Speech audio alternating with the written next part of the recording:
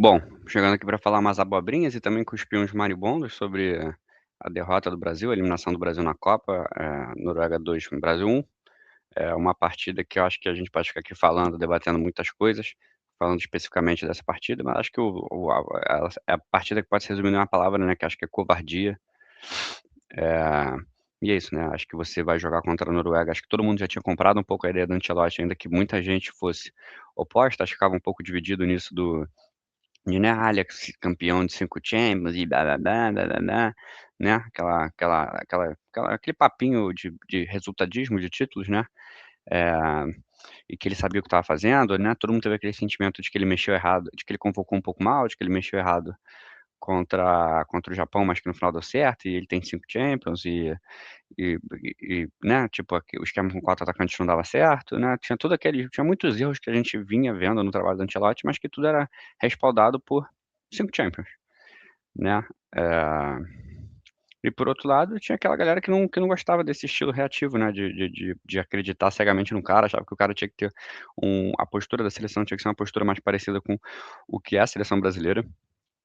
Então, acho que, assim, a eliminação hoje não acho que a partida do Brasil foi horrível, assim, em termos gerais, se a gente pegar as chances criadas, chances de gol, né, acho que foi uma partida, em geral, um pouco equilibrada, acho até que o Brasil teve um pouco mais de chances que a Noruega, um pouco levou mais perigo a Noruega do que a Noruega ao Brasil, ainda mais se considerar a posse de bola, né, a Noruega com uma posse de bola, improdutiva, e aí acho que essa se a gente está dizendo que essa é a Copa dos grandes jogadores, dos craques, do Mbappé, do Messi, do Harry Kane, do Bellingham, acho que o Bellingham tá fazendo uma Copa fabulosa. É a Copa do Haaland também, né, um grande jogador. Acho que é um jogador da primeira prateleira e acho que é isso, né, um jogador desse tamanho, ele faz isso num jogo desse tamanho, né, acho que o principal sentimento do torcedor, a gente foi eliminado pela Alemanha, tomou um 7-1, eh, tomou né, foi eliminado ali pela Bélgica, num jogo que eu acho que o Brasil jogou muito bem. Teve um pênalti não dado, teve um gol contra que foi um azar, né, mas jogou muito bem. Depois contra a Croácia, né, um jogo também que o Brasil dominou praticamente o jogo todo, tomou ali o gol no fim, num lance que a bola desvia e acaba sendo eliminado nos pênaltis. Hoje não, né, acho que, assim, é claro que não dá pra dizer que esse foi um vexame maior que o 7-1, mas o 7-1 acho que é um resultado que acontece, né, acho que num dia ruim, num dia que dá tudo certo para um lado e tudo errado para o outro, pode acontecer um 7-1, né, a gente viu um Bayern 8-2 no Barcelona, a gente já viu, Manchester United tomar 6-0, Real Madrid tomar 5-0 do Barcelona, né, todos os times do mundo, Vasco já tomou, Flamengo já tomou, Botafogo já tomou, Fluminense já tomou, São Paulo, todos os times já tomaram aqui uma goleada histórica aí nos últimos, 20 anos, todos os times tomaram um sacode grande num dia ruim. O que aconteceu hoje com o Brasil acho que foi diferente. O Brasil escolher jogar de uma forma que é meio que um time pequeno, né, acho que não tem uma outra palavra, né, acho que se o Brasil tivesse jogado exatamente assim, contra a França e a Argentina, a gente poderia ter um debate: "Porra, a Argentina é foda, o meio-campo dos cara pica, o Messi pode decidir a qualquer momento, tu não pode dar espaço, blá-blá-blá, blá-blá-blá". França, porra, Mbappé, Dembélé, Olise, Doué, não sei o quê, porra. Agora a Noruega a Noruega, tipo assim, porra, a Noruega, cara, é um bagulho inacreditável, assim, se você for vendo o passado, né, parecia que o Brasil estava tendo alguma evolução, no sentido de coragem, de, né, de confiança, a gente, porra, viu um Brasil, né, correndo um pouco mais risco contra a Haiti, contra a Escócia, ainda que não tenha sido, né, em nenhum momento um grande jogo, acho que o Brasil não fez nenhum grande jogo em nenhum momento, acho que o segundo tempo contra o Japão foi bom, porque o Brasil de fato fez uma abafa, eh mas a Noruega é um time, né, que a Noruega foi um time que tomou muito gol no ciclo, da Copa inteiro, tomou gol em todos os jogos da Copa, tomou gol do Iraque, tomou gol do Senegal, tomou gol da Costa do Marfim.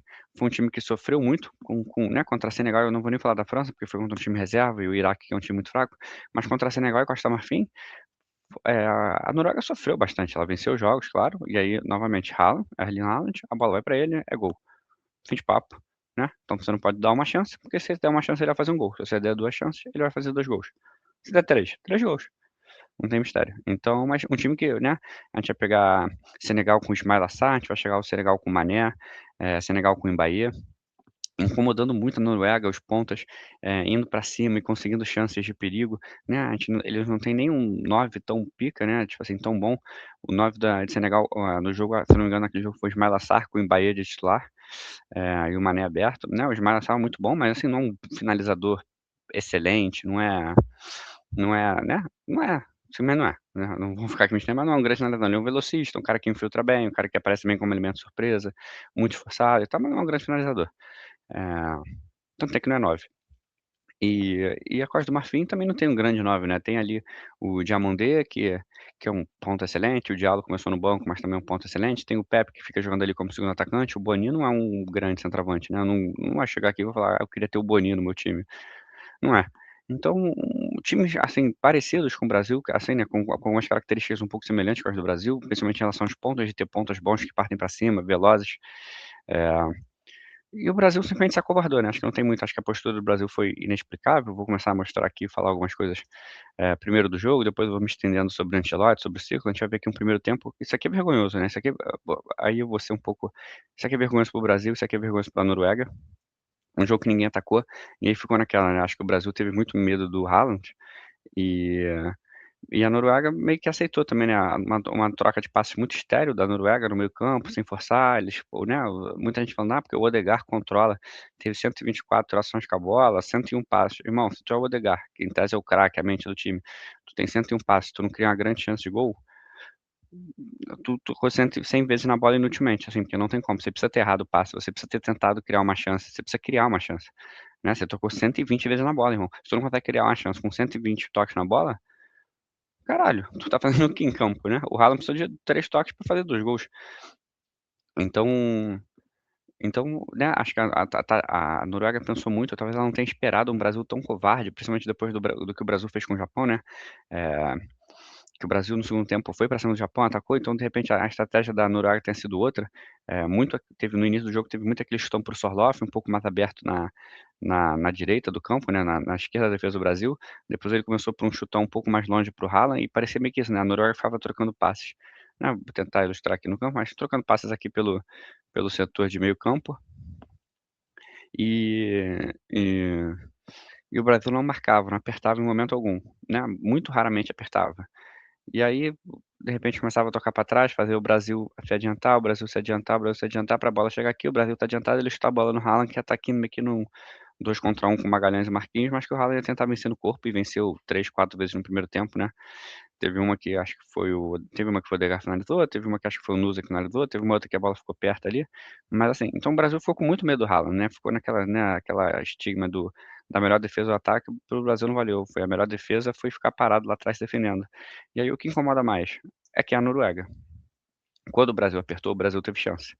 Eh, no primeiro tempo teve o pênalti, teve uma bola com o Vini Júnior na esquerda, que acho que é um 3 contra 3 que ele cruza de 3 dedos, tem uma do Matheus Cunha que é um 2 contra 2, né, acho que tem mais um cruzamento do Casemiro que passa raspando pelo Martinelli. Então assim, o Brasil estava ali no jogo, né, teve uma pressão que o Vini Júnior faz, ele rouba, depois ele chuta de esquerda, que ele dribla o zagueiro e chuta de esquerda.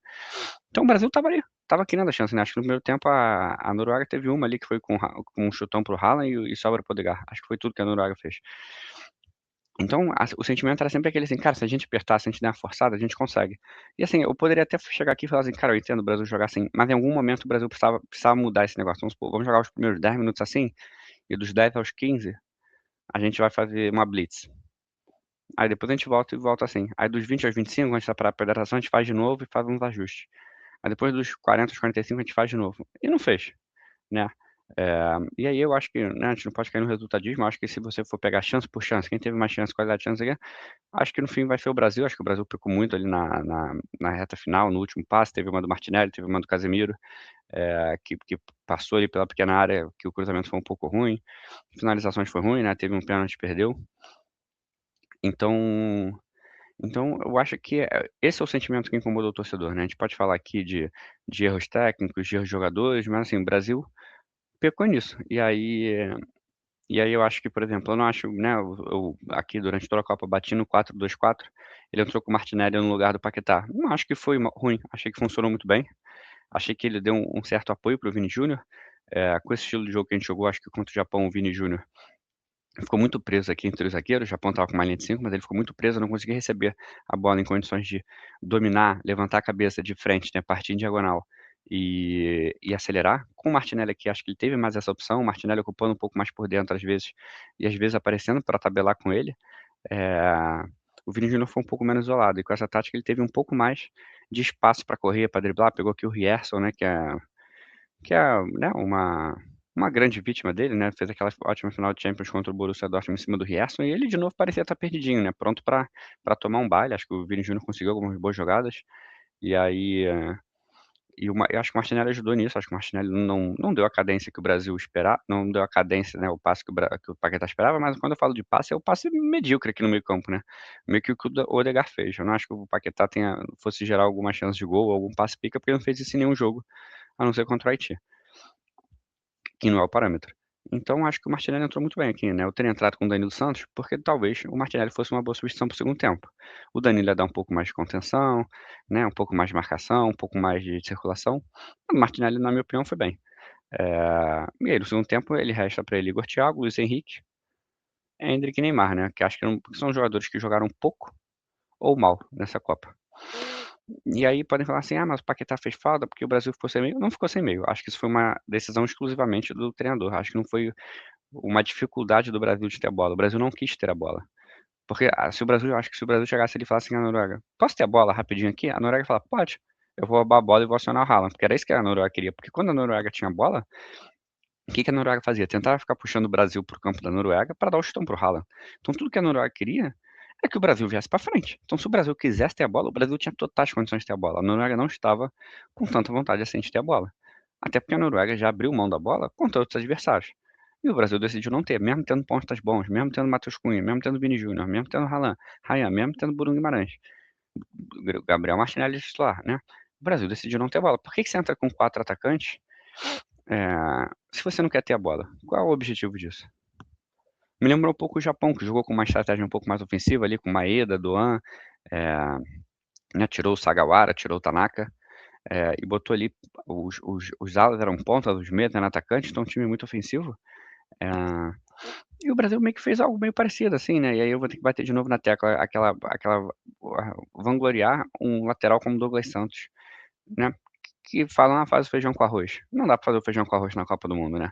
Se você tá com um time que você vai ter o Danilo que faz o feijão com arroz, o Douglas Santos que faz o feijão com arroz, não sei quem faz o feijão com arroz, teu time vai ser um time que faz o feijão com arroz, e o time que faz feijão com arroz não é campeão da Copa do Mundo. O time que é campeão da Copa do Mundo, ainda mais nessa Copa que a gente fala que é dos protagonistas, a gente vê Haaland com 7 gols, Mbappé com 7 gols, Kane com 7 gols, Messi com 7 gols, não sei o quê, não é com feijão com arroz que você vai ganhar de um grande time.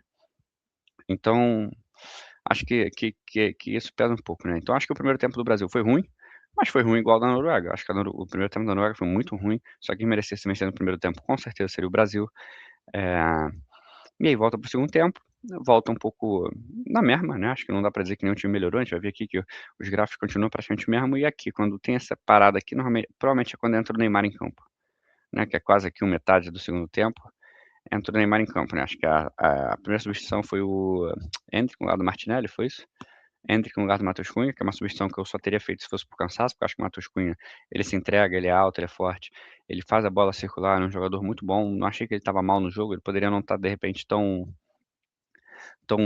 produtivo, né, no sentido de estar criando muito, mas acho que ele criou, ele sofreu pênalti, ele teve um mano a mano ali de 2 contra 2, um cara muito ativo, assim, o tempo todo em campo. E aí depois ele tira o Ryan, né, tira o Bruno tira o Martinelli no caso, né, tira o Ryan, tira o Martinelli pra botar o Neymar e o Danilo Santos. E ele volta pra um 4-3-3 com o Vini Júnior, Endrick e Ryan. O Neymar, tipo, Vini Júnior, Neymar e Endrick. O Endrick pela direita, o Endrick não tá acostumado a marcar tanto, ainda que ele seja ali um 9, um segundo atacante, não tá acostumado a marcar tanto, principalmente a beirada do campo, onde normalmente tem muitos duelos de dupla, né, 2 contra 2, 3 contra 3, uma redução de campo, de espaço, e você tem que ler bem as jogadas para ocupar os espaços. O Neymar, que não tem condição de marcar, né, muitos dizem que não tem condição de jogar, e não tem condição de marcar, de ficar voltando e tal. E o Vini Júnior que, bem ou mal, estava ali um pouco cansado e que também não tem né, passou a Copa inteira sem marcar, né, pra não dizer que foi o ciclo todo desde que o Ancelotti chegou, o Vini Júnior não marca direito, né, ele faz aquela pressão um pouco fofa e tal, quando a bola tá muito perto dele, ele faz uma pressão um pouco mais forte, então você passa a ter 3 atacantes que não marcam, ainda que você tenha botado o Danilo Santos pra dar um gás na marcação. E aí, a partir daí, a Noruega passa a sobrar um pouco no jogo, começa a ter mais chance, e água mole pedra dura, né, tanto bate até que fura, não que a Noruega também tenha criado tanta chance assim, a Noruega faz um gol e o Brasil não consegue nem reagir, assim, não consegue ter uma pressão, não consegue evoluir no jogo. O Ederson entrou aqui, né, aos 79, entrou um pouco antes, né, do segundo gol antes do primeiro gol, na verdade, da Noruega, não foi? Não lembro agora, acho que foi um pouquinho antes, uns um segundo antes. Aí, então o time não conseguiu fazer nada, né, a gente pode falar que ele fez as 3 paradas nas 4 substituições, e não botou aqui alguns jogadores, né, Igor Thiago levou à toa, Luiz Henrique não entrou, caiu muito, né, no conceito do Ancelotti, pelo visto, porque não tinha, Rafinha provavelmente não tinha condição de jogo, o Fabinho não tem nada a acrescentar, Iban, Léo Pereira, Bremer, Alexandre, levou uma porrada de zagueiro, que não tem o que fazer, né. E aí eu acho que por exemplo, em algum momento aqui do jogo, uma substituição, eu não vou nem falar aqui, mas você levar um Danilo, um Douglas Santos, se você levasse um cara um pouco melhor, um mais ofensivo, né, todos os nossos laterais eram muito defensivos, talvez pudesse ter dado uma mudança no jogo, né. E aí no final a gente consegue aquele pênalti, aquela palhaçada do Neymar, mas acho que é isso, né. E aí eu vou pensar aqui, acho que eu vou falar direto do jogo aqui, mostrar alguns lances e depois eu volto pra falar um pouco mais, né. Eu vou falar um pouco das estatísticas aqui do jogo, a gente vai ver, né, o que isso aqui é vergonhoso, o Brasil ter quase metade da posse de bola da Noruega, é difícil de engolir, né, acho que é o sentimento de todo mundo, é difícil de engolir.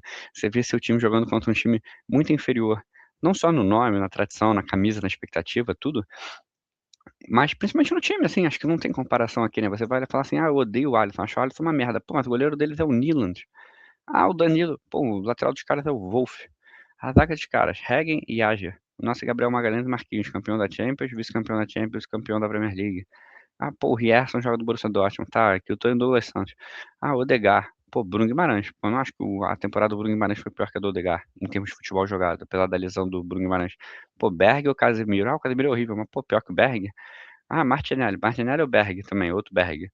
Ah, pô, o Nusa, o Neymar norueguês. Pô, mas ele é melhor que o Rafinha, que o Matheus Cunha. O Sorloth, ele é melhor que o Matheus Cunha, ele é melhor que o Ryan, né.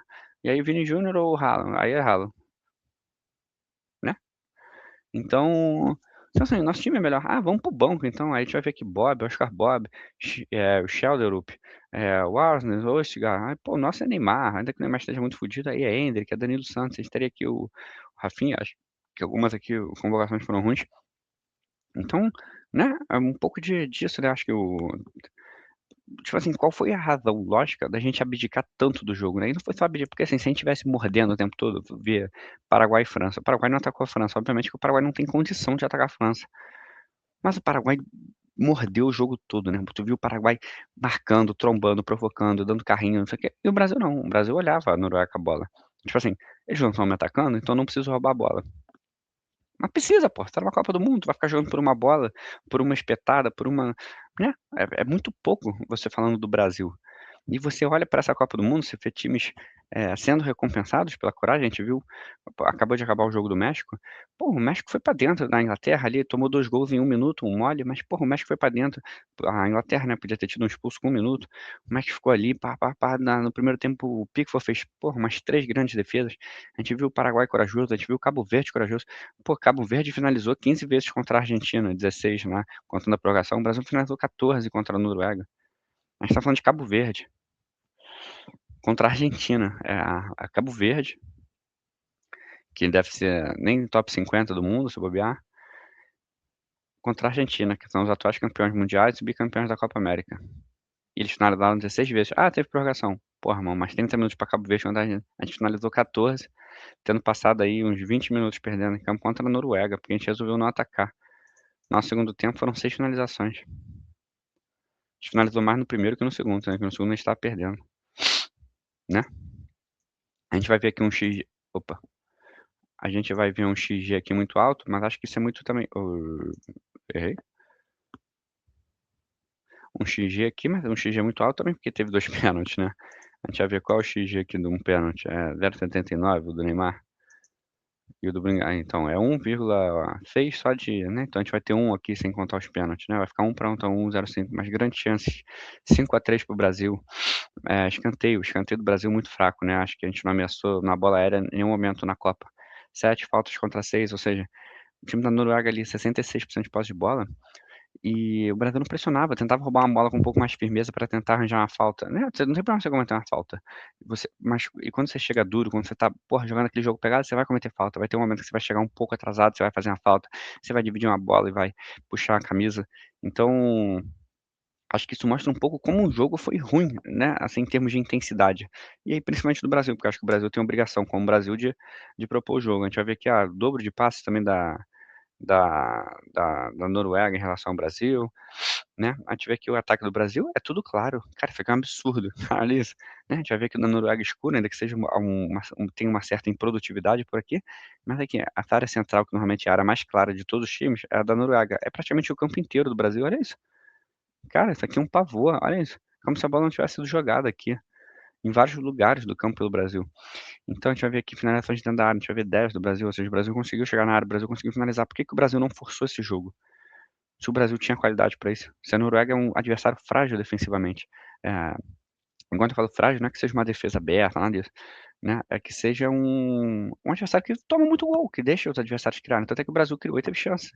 Né, a gente bota aqui 10 finalizações dentro da área, não conta do Martinelli, que passou por cima do Bruno Guimarães, não conta a do Vini Júnior, que ele tocou de trivela e passou um pouco por cima, não conta a do Casemiro, que o Martinelli não alcançou, não conta a outra do Casemiro, que ele acabou tocando muito forte, né, muito alto para o Neymar. Então, né, a gente olha assim, caralho, o que o Brasil quis nesse jogo, né? Então a gente vai ver aqui as finalizações da Noruega, né, que, né, é o ralo, não tem muito o que fazer. Então vou falar aqui alguns lances do jogo, do que eu achei. Eh Botar aqui algumas imagens para a gente acompanhar, para depois eu falar de forma mais geral do que eu achei da Copa e tal. Né, botando aqui, esse não é o primeiro lance que eu quero. É? Tá, vai ser. Isso aqui é uma roubada de bola do Matheus Cunha, né, que a gente vai ver, o Brasil tá aqui bem recuado, ó, tu vê, tem 5 aqui dentro da área, tem contra a quadra Noruega, tudo bem, mas a gente vai ver aqui espaçado e tal, e aí o Brasil rouba a bola. Como você não tá marcando aqui, ó, 1, 2, 3, 4, 5, 6, 7, 8, 9. Tem 9 jogadores aqui, e o Matheus Cunha rouba a bola. O contra-ataque aqui, ó, 1, 2 contra 2. 1, 2, 3, 4, 5, 6 aqui voltando. Cadê os do Brasil? Opa, errei aqui, esqueci de botar a imagem, né. Vamos lá, tem 5 aqui, aí tem os 3 aqui, aí tem o Matheus Cunha aqui contra 2, você viu um meio vazio, né, porque o cara tenta o passe aqui no meio, se esse cara que recebe esse passe no meio, é mais um 2 contra 1 aqui, né, e tu vê que o Martinelli tá aqui, acho que aqui é o Martinelli, né, tá meio longe, e esse cara, por exemplo, poderia fazer o facão aqui, e receber essa bola nas costas, porque você vê que esse cara aqui tá saltando, né, acho que é o Casemiro, se bobear. É, acho que é o Casemiro. Eh então você vê aqui, né, o Matheus Cunha consegue uma roubada de bola um pouco improvável, porque são 2 contra 1, não passa por meio, esse aqui sairia sozinho. E aí você vê que a transição do Brasil, tu vê aqui, ó, tem 2 contra 2, mas cadê o resto aqui? Se o Matheus Cunha consegue ganhar essa bola, eh eh, e tem um rebote, tem um chute, tem um rebote, não tem ninguém no Brasil pra pegar o rebote. Eu entendo que o Vini tenha, de repente aberto lá pra conseguir espaço pra receber essa bola em, né, de repente em profundidade pra cortar para o meio e chutar, mas acho que esse cara aqui relativamente marcou bem o passe. Eu acho que o Matheus Cunha veio embalado e no gás, de repente se ele tenta um passe, ele dá muito forte, porque ele vem correndo muito rápido e muito de trás. Mas cadê o resto do time aqui pra, né, quando você tá aqui assim, de forma tão defensiva, sem motivo algum, né, 23 do primeiro tempo, eh né, tipo assim, a Noruega não tá amassando o Brasil, por que que você tá tão recuado? Por que que essa linha aqui não tá 4 passos pra frente, não tá na linha da área, sei lá? Por que que esses caras não estão mais compactados? Então né, a gente fica meio que naquela do duelo. Opa, eh, e é isso, né, a gente vai ver aqui que o Matheus Cunha tu vê aqui que não aparece um brasileiro, né, em questão. Se o Vini Júnior tá vindo aqui, beleza, mas se ele chuta essa bola sobra por aqui, ó, tem ninguém aqui, é só jogador da Noruega. A gente vai ver aqui de novo mais uma roubada de bola, tá aqui um pouco antes. A gente vê aqui o time, né, tem até um buraco aqui, né, tu vai vendo que até jogadas que dão certo tem buracos, né, tu vê que ele vai saltar numa pressão atrasada o Casemiro, e esse cara aqui em tese vai receber um pouco livre, acho que é o Odegaard, porque parece a faixa de capitão ali, sem certeza também. Ele tem a qualidade pra dar esse passe aqui nesse cara, né, que vai entrar aqui, olha o espaço que tá aqui, né, o Danilo tá lá, sei lá, esse aqui é o Magalhães, não sei nem onde é que tá o Marquinhos aqui. Ah não, esse aqui é o Marquinhos. O Danilo, se pá, tá aqui, né, acho que esse aqui é o Danilo. Então, né, até quando o Brasil ali não sofre tanto, a gente vai ver aqui, né, a roubada de bola, acho que do Martinelli, a gente vai pra um 3 contra 3 aqui de novo, agora tá vindo mais gente, né, 3 com 3 aqui, porque você vê que essa roubada de bola é uma roubada de bola no meio, com pressão da marcação, a gente vê aqui, ó, 1, 2, 3, 4, 5 contra 3 na Noruega. Se essa bola chega aqui, meu querido, não acontece nada. Se essa bola chega aqui, provavelmente também não acontece nada, né, acho que aqui é o Rierson, no Elso Orloff. A gente tá vendo aqui um 3 contra 2, dá tempo desse cara saltar aqui, se essa bola chegar aqui. A gente consegue roubar a bola, a gente consegue sair no contra-ataque. Tem esse espaço aqui, né, que é um espaço um pouco temerário, porque o Nusa é muito mais rápido que o Danilo, mas nada demais, porque a pressão tá feita ali, o cara não tem tanta liberdade, assim, pra pensar e dar o passe. E o time da Noruega não tem o Messi, né, não tem o Olise, não tem esses caras, não tem o Harry Kane, então a gente parte aqui para o contra-ataque, ele dá o passe no Vini, né, e aí a gente vê o Vini chegando na linha de fundo, acho que o Vini nesse lance ele acaba dominando um pouco mal, porque ele não consegue dominar ajeitando já pra cortar pra dentro, ele domina um pouco e a bola fica mais aberta pra ele levar pra esquerda, ele acaba fazendo cruzamento de 3 dedos, e e aí o cruzamento é um pouco ruim, né, porque não tem nenhum cabeceador no Brasil, talvez ele pudesse ter cadenciado um pouco mais a decisão dele, mas a gente vê aqui o posicionamento do zagueiro, né, que é meio que tentando impedir que o Vini Júnior volte pra direita e deixar assim: "Vai pra esquerda, meu querido". Porque acho que nessa Copa o Vini Júnior fez vários lances que ele não conseguiu usar a esquerda, né, que ele usa esses 3 dedos, que parece bom, tipo nesse lance que ele dá esse cruzamento, a bola passa ali meio perto, mas que não chega a ser tão efetivo assim, porque ele erra muito mais do que acerta. Então, de repente, ele poderia ter voltado, e aí, obviamente, o Douglas Santos nunca nem vai aparecer na imagem, porque ele não ataca. E aí aqui o que eu falei da entrada do Martinelli, a gente vê aqui o Douglas Santos por fora. Se o Paquetá tivesse aqui, essa jogada não acontece, né, a gente vê que o Vini Júnior aqui seria marcado por 2 ou até 3 aqui, a gente vê que na sobra, como o Martinelli tá em campo e ele é ponta esquerda, assim como o Vini Júnior, ele consegue se aproximar e fazer uma tabela, né, e aí o Martinelli consegue sair aqui na cara do gol. Na cara do gol não, mas aqui na área, né. Então, esse eu acho que foi um ponto positivo do Martinelli, porque o que acontecia nos outros jogos era o Vini Júnior recebia aqui, o teria 2 contra ele, mais um aqui, ele ia tocar essa bola aqui, o Douglas Santos ia estar exatamente aqui, ia ter o Paquetá aqui. O Paquetá receber essa bola aqui, ele ia ser pressionado pelo Odegaard e não ia fazer nada. Porque ele não fez isso em nenhum momento da Copa, né, não vou chegar aqui e dizer que o Paquetá achou algum passe, não sei o quê, vamos ignorar o jogo contra o Haiti, né, pelo amor de Deus. Né, contra os 45 contra o Japão, que o Japão ficou atrás, o Brasil não produziu nada. E aí o Brasil consegue, né, ter essa bola aqui, que a gente vê, tem 3 na área, tem 5 da Noruega, beleza, mas o Martinelli tá saindo aqui, né. E aí a bola acaba passando um pouco por cima do Bruno Guimarães depois de desviar no goleiro, mas é uma boa chance de gol do Brasil, né. E aí, aqui um momento que eu quero que a Noruega queria, né, que ela atrasava o jogo, e aí o Vini Júnior vinha fazer essa pressão. Uma coisa que eu acho deixa eu ver aqui, a perna do goleiro é a esquerda. Quem tinha que fazer essa pressão, de alguma forma, tinha que ser o Ryan. Porque esse chute estava vindo da perna esquerda, então ele tinha que tentar travar e deixar essa bola sair. Acho que essa saída de bola com os laterais não deveria ser uma preocupação do Brasil, pô, com os laterais não, né, com os zagueiros, porque esses zagueiros não iam fazer nada. Esse zagueiro, esse ágil, ele tem 1,95 m, ele não vai sair correndo com a bola e achar um passe foda. Eh, Futebol é correr risco, né, acho que você toma decisões e independente da decisão que você toma, você corre risco, né, em como tudo na sua vida. É, então acho que valia testar uma vez, falar assim: "Cara, vou sair correndo, dar doidada em cima do goleiro, não vou deixar ele dar esse chutão no Haaland, eu vou pressionar pra caralho". Ou então eu posso até arriscar um pouco mais, o Matheus Cunha vem fazer essa pressão muito mais rápido e deixar um cara sozinho no meio pra ele receber, ele não vai ter o que fazer, o resto da marcação se estiver encaixada não tem o que fazer. Então o Vini Júnior vinha sempre nesse pra buscar esse chute, mas ele vinha num trote meio lento, né, como sempre, não é um cara que tem caguete, também não é muito exigido na marcação, e o goleiro tinha todo o tempo de ajeitar o pé, o Haaland, né, do time se espaçaram na frente para o Haaland receber o chutão. A gente vai ver aqui, né, que, se esse cara toca essa bola aqui não acontece nada, se acontece aqui, então ele não precisava fechar esse passe aqui, não tem problema. Aí a bola vem para o Haaland, ele disputa, a gente vê aqui um mano a mano, né, uma coisa meio bizarra, que é um mano a mano, o Danilo já tá aqui deixado para trás pelo Nusa, de uma forma um pouco inexplicável, e aí o Marquinhos, em vez de estar ali perto do Magalhães para dar auxílio, ele provavelmente estava aqui na sobra porque o Nusa estava vindo. Então, tu vê a zaga do Brasil completamente exposta numa marcação que estava homem a homem, né, tu vê aqui um para um, para um, para um, aí aqui um para um, aqui deveria ser um para um, né, mas tá perdido, e o Marquinhos seria o da sobra, só que o Marquinhos tá muito fora de posição.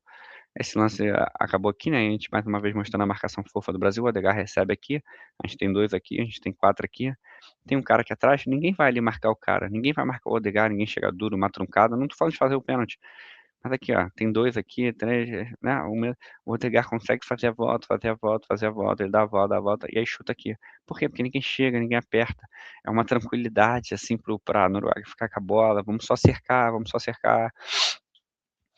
Aqui mais uma jogada, né, Vini Júnior recebendo lá na ponta, e aí depois eu vou falar, mas eu achei essa partida do Vini Júnior boa, assim, não acho que ele foi mal, acho que ele tentou, que ele se esforçou.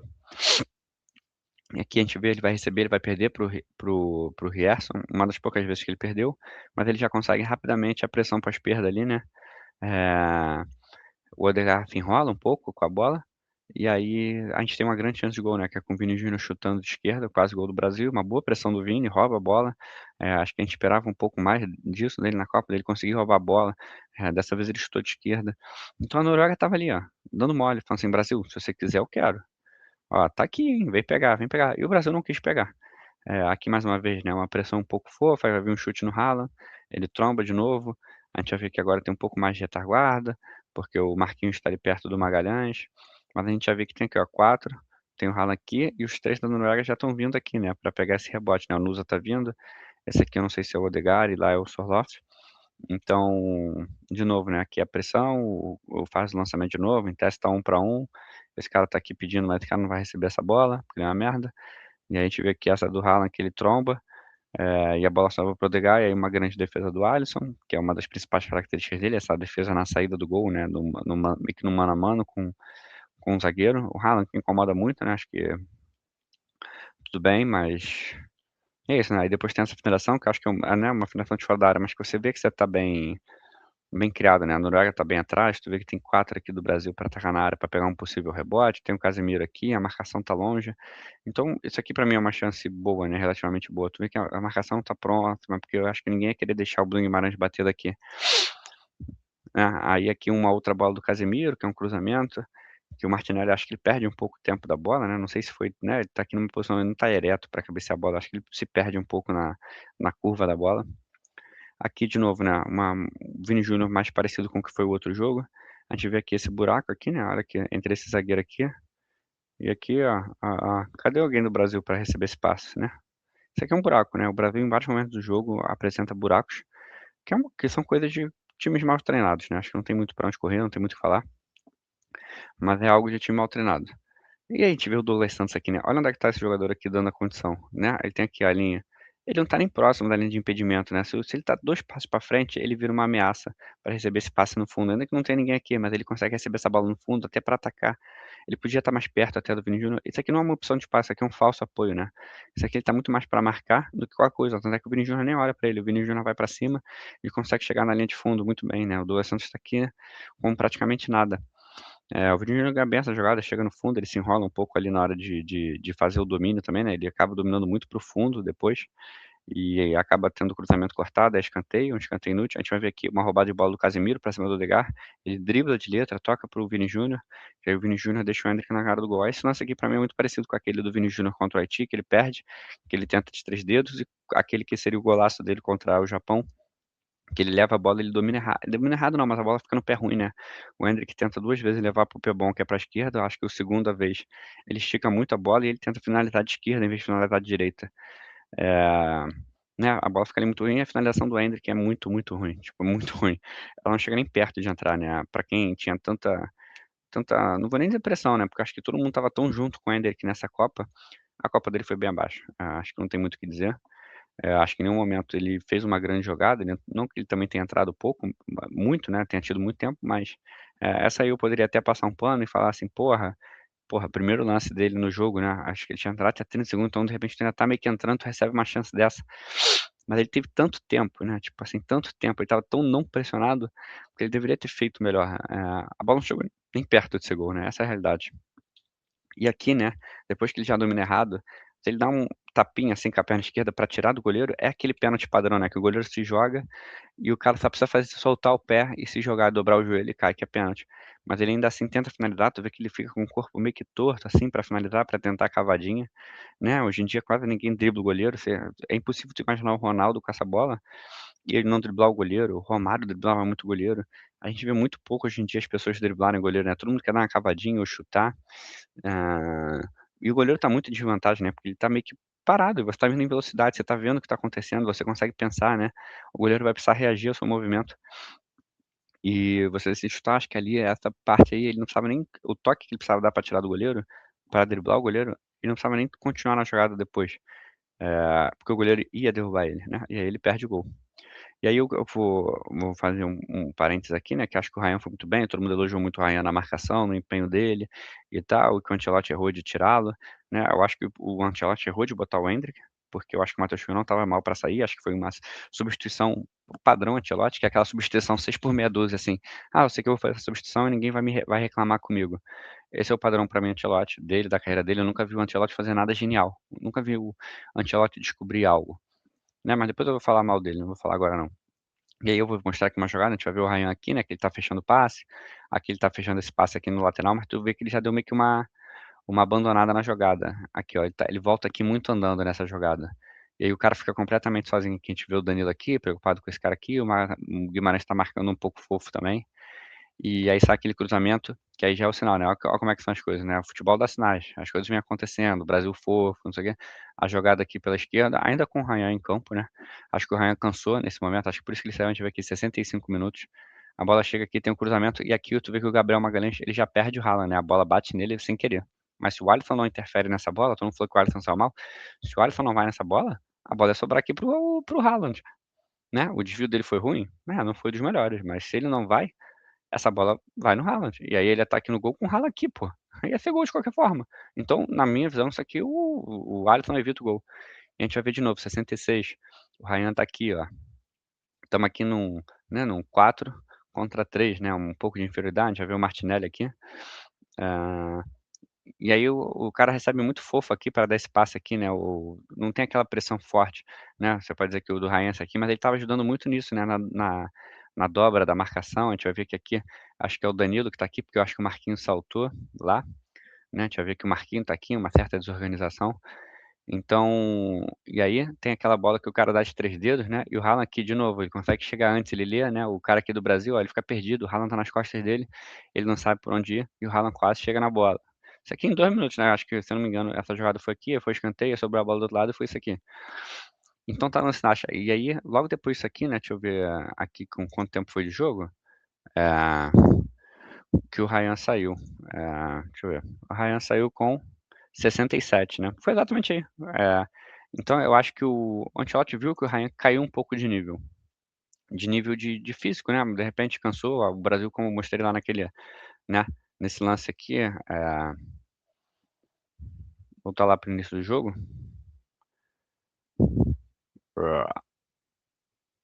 Né, o Matheus Cunha rouba a bola aqui, olha onde tá o Ryan, e ele tem que correr 100 metros pra frente, 100 metros pra trás, 100 metros pra frente, 100 metros pra trás, 100 metros... É difícil aguentar, não sei se o Cunha sentiu, ele não me pareceu estar dando sinais de cansaço, mas podia estar cansado também. Olha a arrancada que ele dá, olha onde é que ele tá, né? Correu aqui, porra, 60 metros em 7 segundos com a bola, né? Complicado aqui de novo, rouba a bola aqui, tem que correr pra caralho, tanto o Vini Júnior, quanto o Martinelli, quanto o Matheus Cunha, Ryan. Então, é um estilo de jogo que queria pouco o Brasil e cansa os jogadores do Brasil, né? Aí a gente vai ver aqui essa sequência e logo depois disso o Ryan sai nessa parada aqui, né? Porque são duas jogadas meio que em cima dele. E aí depois a gente tem a terceira aqui um pouco depois e aí a gente já vê um Endrick, né? Aqui já entrou o Neymar, que foi ali na parada, que o Neymar e o Danilo entraram nos lugares do Martinelli e do Ryan. A gente já vê aqui, né? Um Brasil aqui com a linha e tal, o Danilo tá aqui voltando. E tal, mas a gente já não vê o Endrick aqui, né? O Endrick não tá aqui na marcação, ainda que seja um contra-ataque da Noruega e tal, o Endrick não voltou. A gente vai ver aqui essa marcação do Endrick, que foi um pouco fofa, mas também de um Danilo um pouco passivo, né? De deixar o cruzamento acontecer, é sempre muito permissivo. E aí a gente pode ficar discutindo aqui, né? Mil detalhes. Por exemplo, o Gabriel Magalhães podia ter dado um passo para frente e o Douglas Santos colado um pouco mais no Haaland, né? Tipo, eu vou ficar aqui atrás, você não deixa ele se antecipar. Um pouco mais de entrosamento, um pouco mais de leitura ou qualquer coisa, acho que esse Oscar Bob não é uma grande preocupação da Noruega, acho que a preocupação é 100% Haaland. Mas aí aqui é uma paternidade, né? Acho que é um duelo de pai para filho, que é o Haaland com o Gabriel Magalhães, né? Acho que a gente pode tentar aqui ser carinhoso, falar de várias formas, várias coisas diferentes, mas acho que não tem muito para onde correr, é uma paternidade, né? De quem acompanha a Premier League, quem acompanha Haaland versus Gabriel Magalhães, não tem muito o que dizer. O Haaland destrói o Gabriel Magalhães, tem aquele lance dele jogando a bola na cabeça do Gabriel Magalhães, né? É isso, né? É um duelo que um sempre ganha e um sempre perde. E no caso, quem sempre perde é o Magalhães, quem sempre ganha é o Haaland, né? Ainda que o Magalhães foi campeão da Premier League, beleza, mas no jogo decisivo da Premier League, quem ganhou foi o Manchester City. O Arsenal se recuperou depois, mas naquele jogo foi o Manchester City. E aí depois, mais uma jogada pela esquerda, a gente vê que a recomposição, aqui já entrou o Ederson, né? Mais uma vez a recomposição ali meio ruim. E aí aqui não dá, né? Aí aqui é o retrato do Brasil passivo, do Brasil que não se esforça, do Brasil que tá muito olhando. Acho que é muito difícil no futebol quando a gente fala, é momento, "Ai, porque cresceu no jogo". O que é crescer no jogo? "Ah, sentiu o baque". É o ânimo, né, ia ser muito difícil você virar mentalmente do nada, né. Vamos supor, eu tô aqui sem confiança, não adianta eu ficar pra mim assim: "Eu tenho confiança, eu tenho confiança, eu tenho confiança", não é isso que vai me fazer ter confiança. O que vai me fazer ter confiança? Eu pegar uma bola e chutar no gol e ser quase gol. Porra, eu tentar um drible e acertar, eu dar um carrinho pica, né, fazer coisas que vão falar assim: "Caralho, eu consegui, me recuperei o ânimo, não sei o quê". E quando você tá muito acostumado a fazer uma coisa, é difícil você mudar a chave, você tá fazendo sempre a mesma coisa. E se o Brasil passou o jogo inteiro, eh, jogando fofo, é difícil em algum momento você falar assim: "Não, agora a gente vai apertar", porque para os 11 mudarem e apertarem é muito difícil, porque são 11 pessoas diferentes. Então se um aperta errado, se um faz uma coisa errada, tudo vai por água abaixo, né. A gente vai ver aqui que é uma jogada que é meio morta, né, a gente vê aqui tem 2 zagueiros aqui por dentro, tem o Haaland aqui longe da área dele, né, da área que ele gosta de jogar, o Danilo tá aqui, então, o Danilo num ato de desespero, vendo que o Haaland tá aqui, o Gabriel Magalhães tá aqui, poderia ter ido pra uma dobra rápida, mas não, deixam o jogador parar, pensar, eles tocam para o Haaland, todo mundo fica olhando o Haaland, tá aqui, todo mundo esperando o Haaland. O que que o Haaland, recebendo uma bola daqui, vai fazer? Ele tem 2 coisas pra fazer, uma é chutar, a outra é tocar lá, e todo mundo deixa ele fazer o que ele quiser. Esse gol do Haaland é um gol de mérito dele, muita técnica, mas é um gol que ele se livra da bola, pô, porque não tem o que fazer, o Haaland não vai chegar aqui, botar na frente e chutar, ele não vai driblar. Ele não vai aqui dar 2 pedaladas, entortar e chutar, não faz nada, a única coisa que você vai fazer é chutar. Você tem 2 zagueiros, ninguém curta para o chute dele.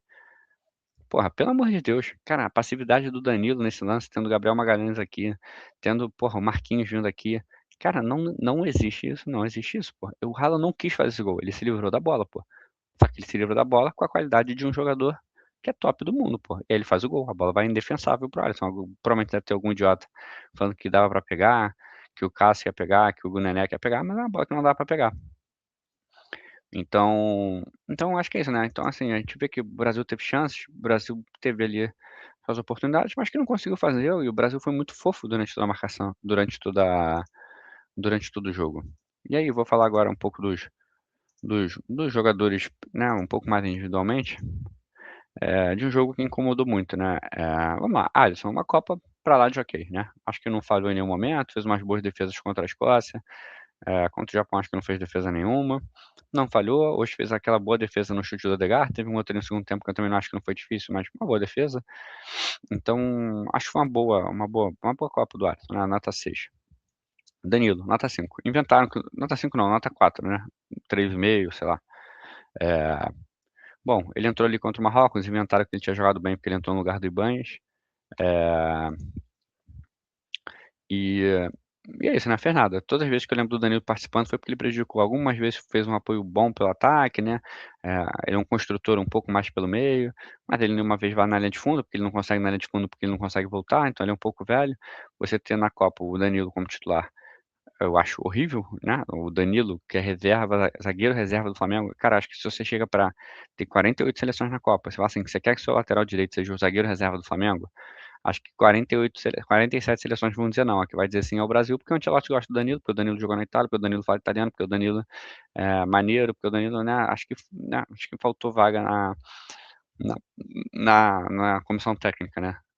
Eh, e aí pra mim, de 3,5, 4, acho que em alguns momentos ele participou, né, acho que, ele fez uma pressão boa ali, né, sincronizada com o Ryan, com o Bruno Guimarães, também não vou desmerecer isso, né, contra o jogo no jogo contra o Haiti, no jogo contra a Escócia, no jogo contra o Japão, teve ali alguns bons momentos, mas assim, nada demais também, né, a gente tá falando de lateral direito da seleção brasileira, que falhou contra o Japão, que poderia ter eliminado o Brasil, acho que hoje também errou um passe ali muito fácil, que hoje marcou fofo, né, os dois gols foram do lado dele, então durante todo esse tempo teve ali o Ryan ajudando ele, de alguma forma, na marcação, e quando não teve, os gols saíram por ali. Marquinhos, não lembro do Marquinhos jogando nessa Copa, pra ser honesto, não consigo avaliar. Nota 4 pra mim, sei lá. Não deve ter falhado em nenhum gol, mas também não fez nada, que eu me lembre. Gabriel Magalhães, 4,5, porque ele deu o passe para o gol do Casemiro contra o Japão. Mas hoje foi engolido, como já era esperado, como foi durante os últimos anos dele na Premier League, ele foi engolido pelo Haaland. Eh, então, né, acho que ele deu o passe ali, acho que ele em alguns momentos se arriscou na construção. Eh, acho que foi mal utilizado na bola aérea, não lembro do Gabriel Magalhães cabeceando nenhuma bola, lembro só daquele voleio, que eu nem lembro qual foi o jogo, se foi contra o Marrocos, sei lá, se foi contra o Haiti.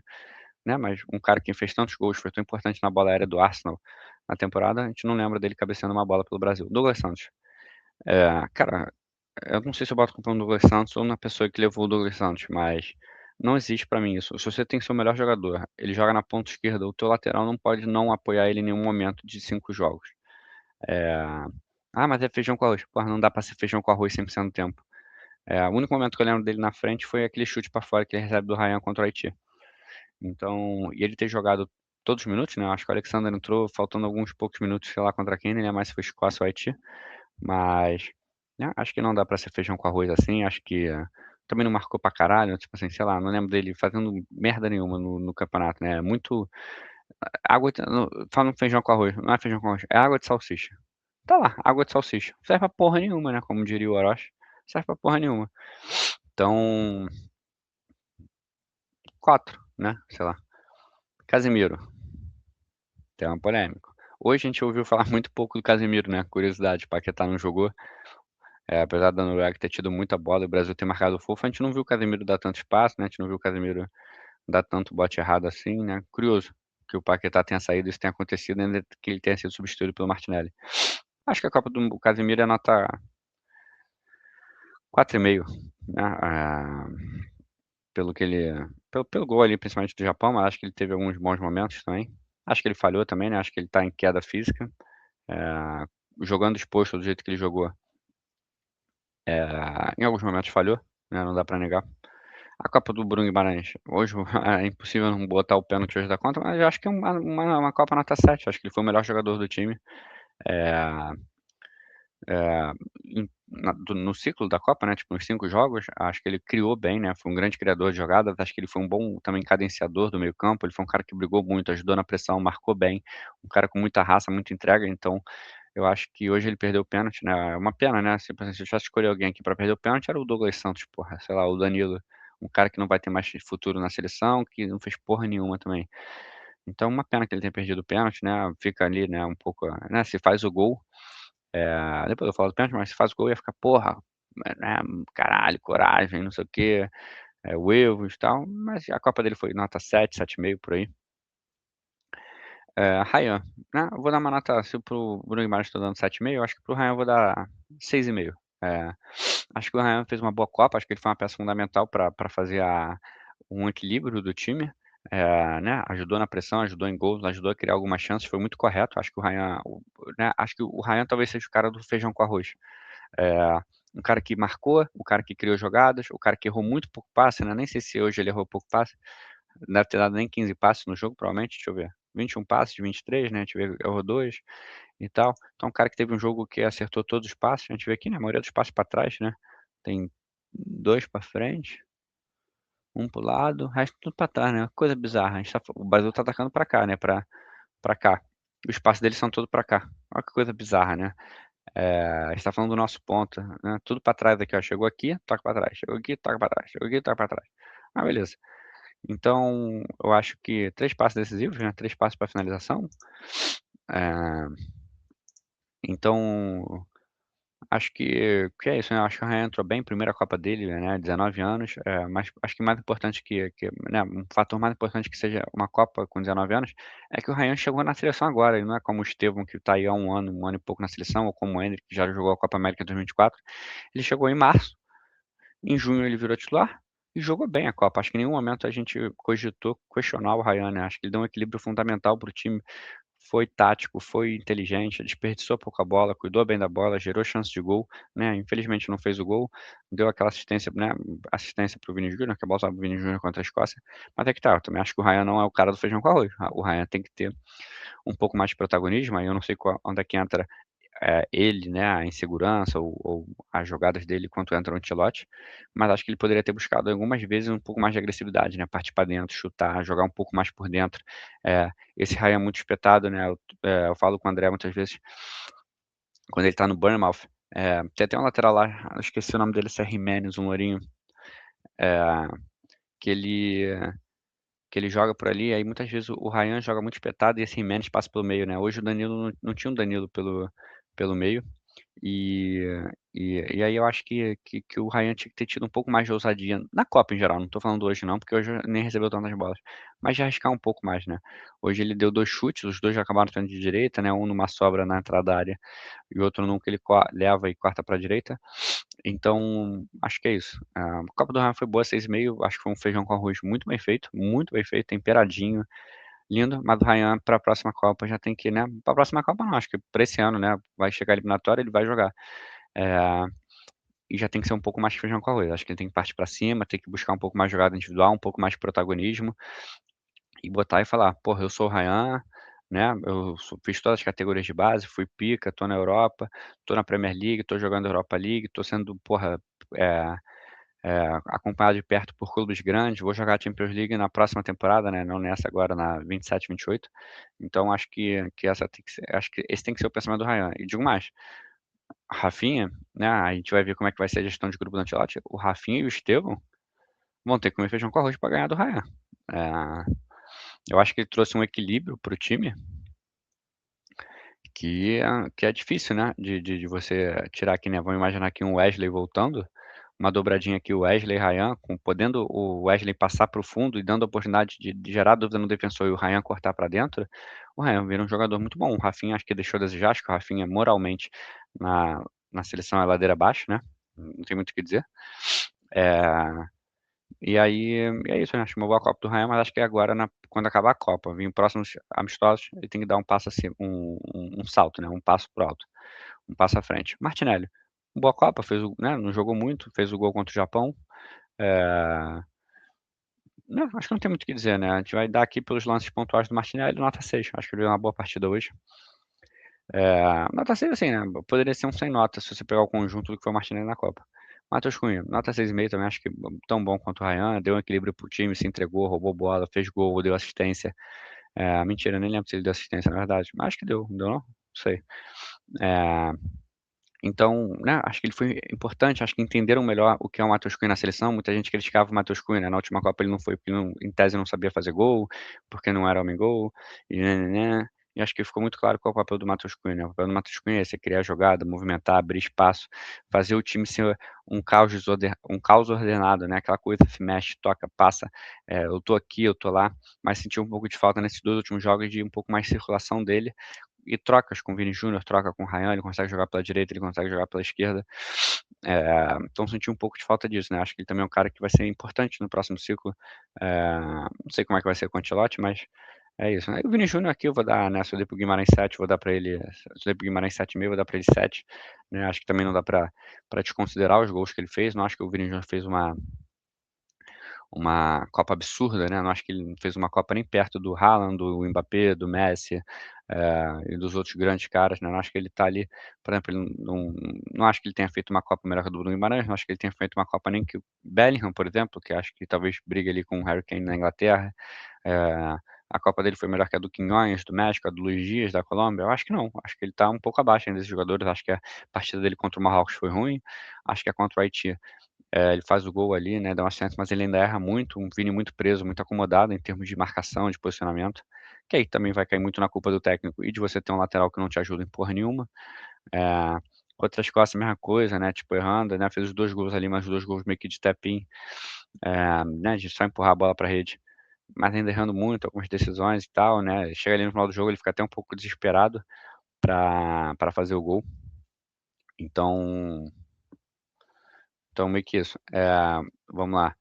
E contra o Japão, acho que ele foi talvez o pior jogo dele, acho que ele ficou ali meio, né, tipo, porque ele ficou meio intocado entre os zagueiros, não conseguiu tanto espaço pra correr com a bola, que é o principal ponto dele, né, atacar o defensor correndo pra trás.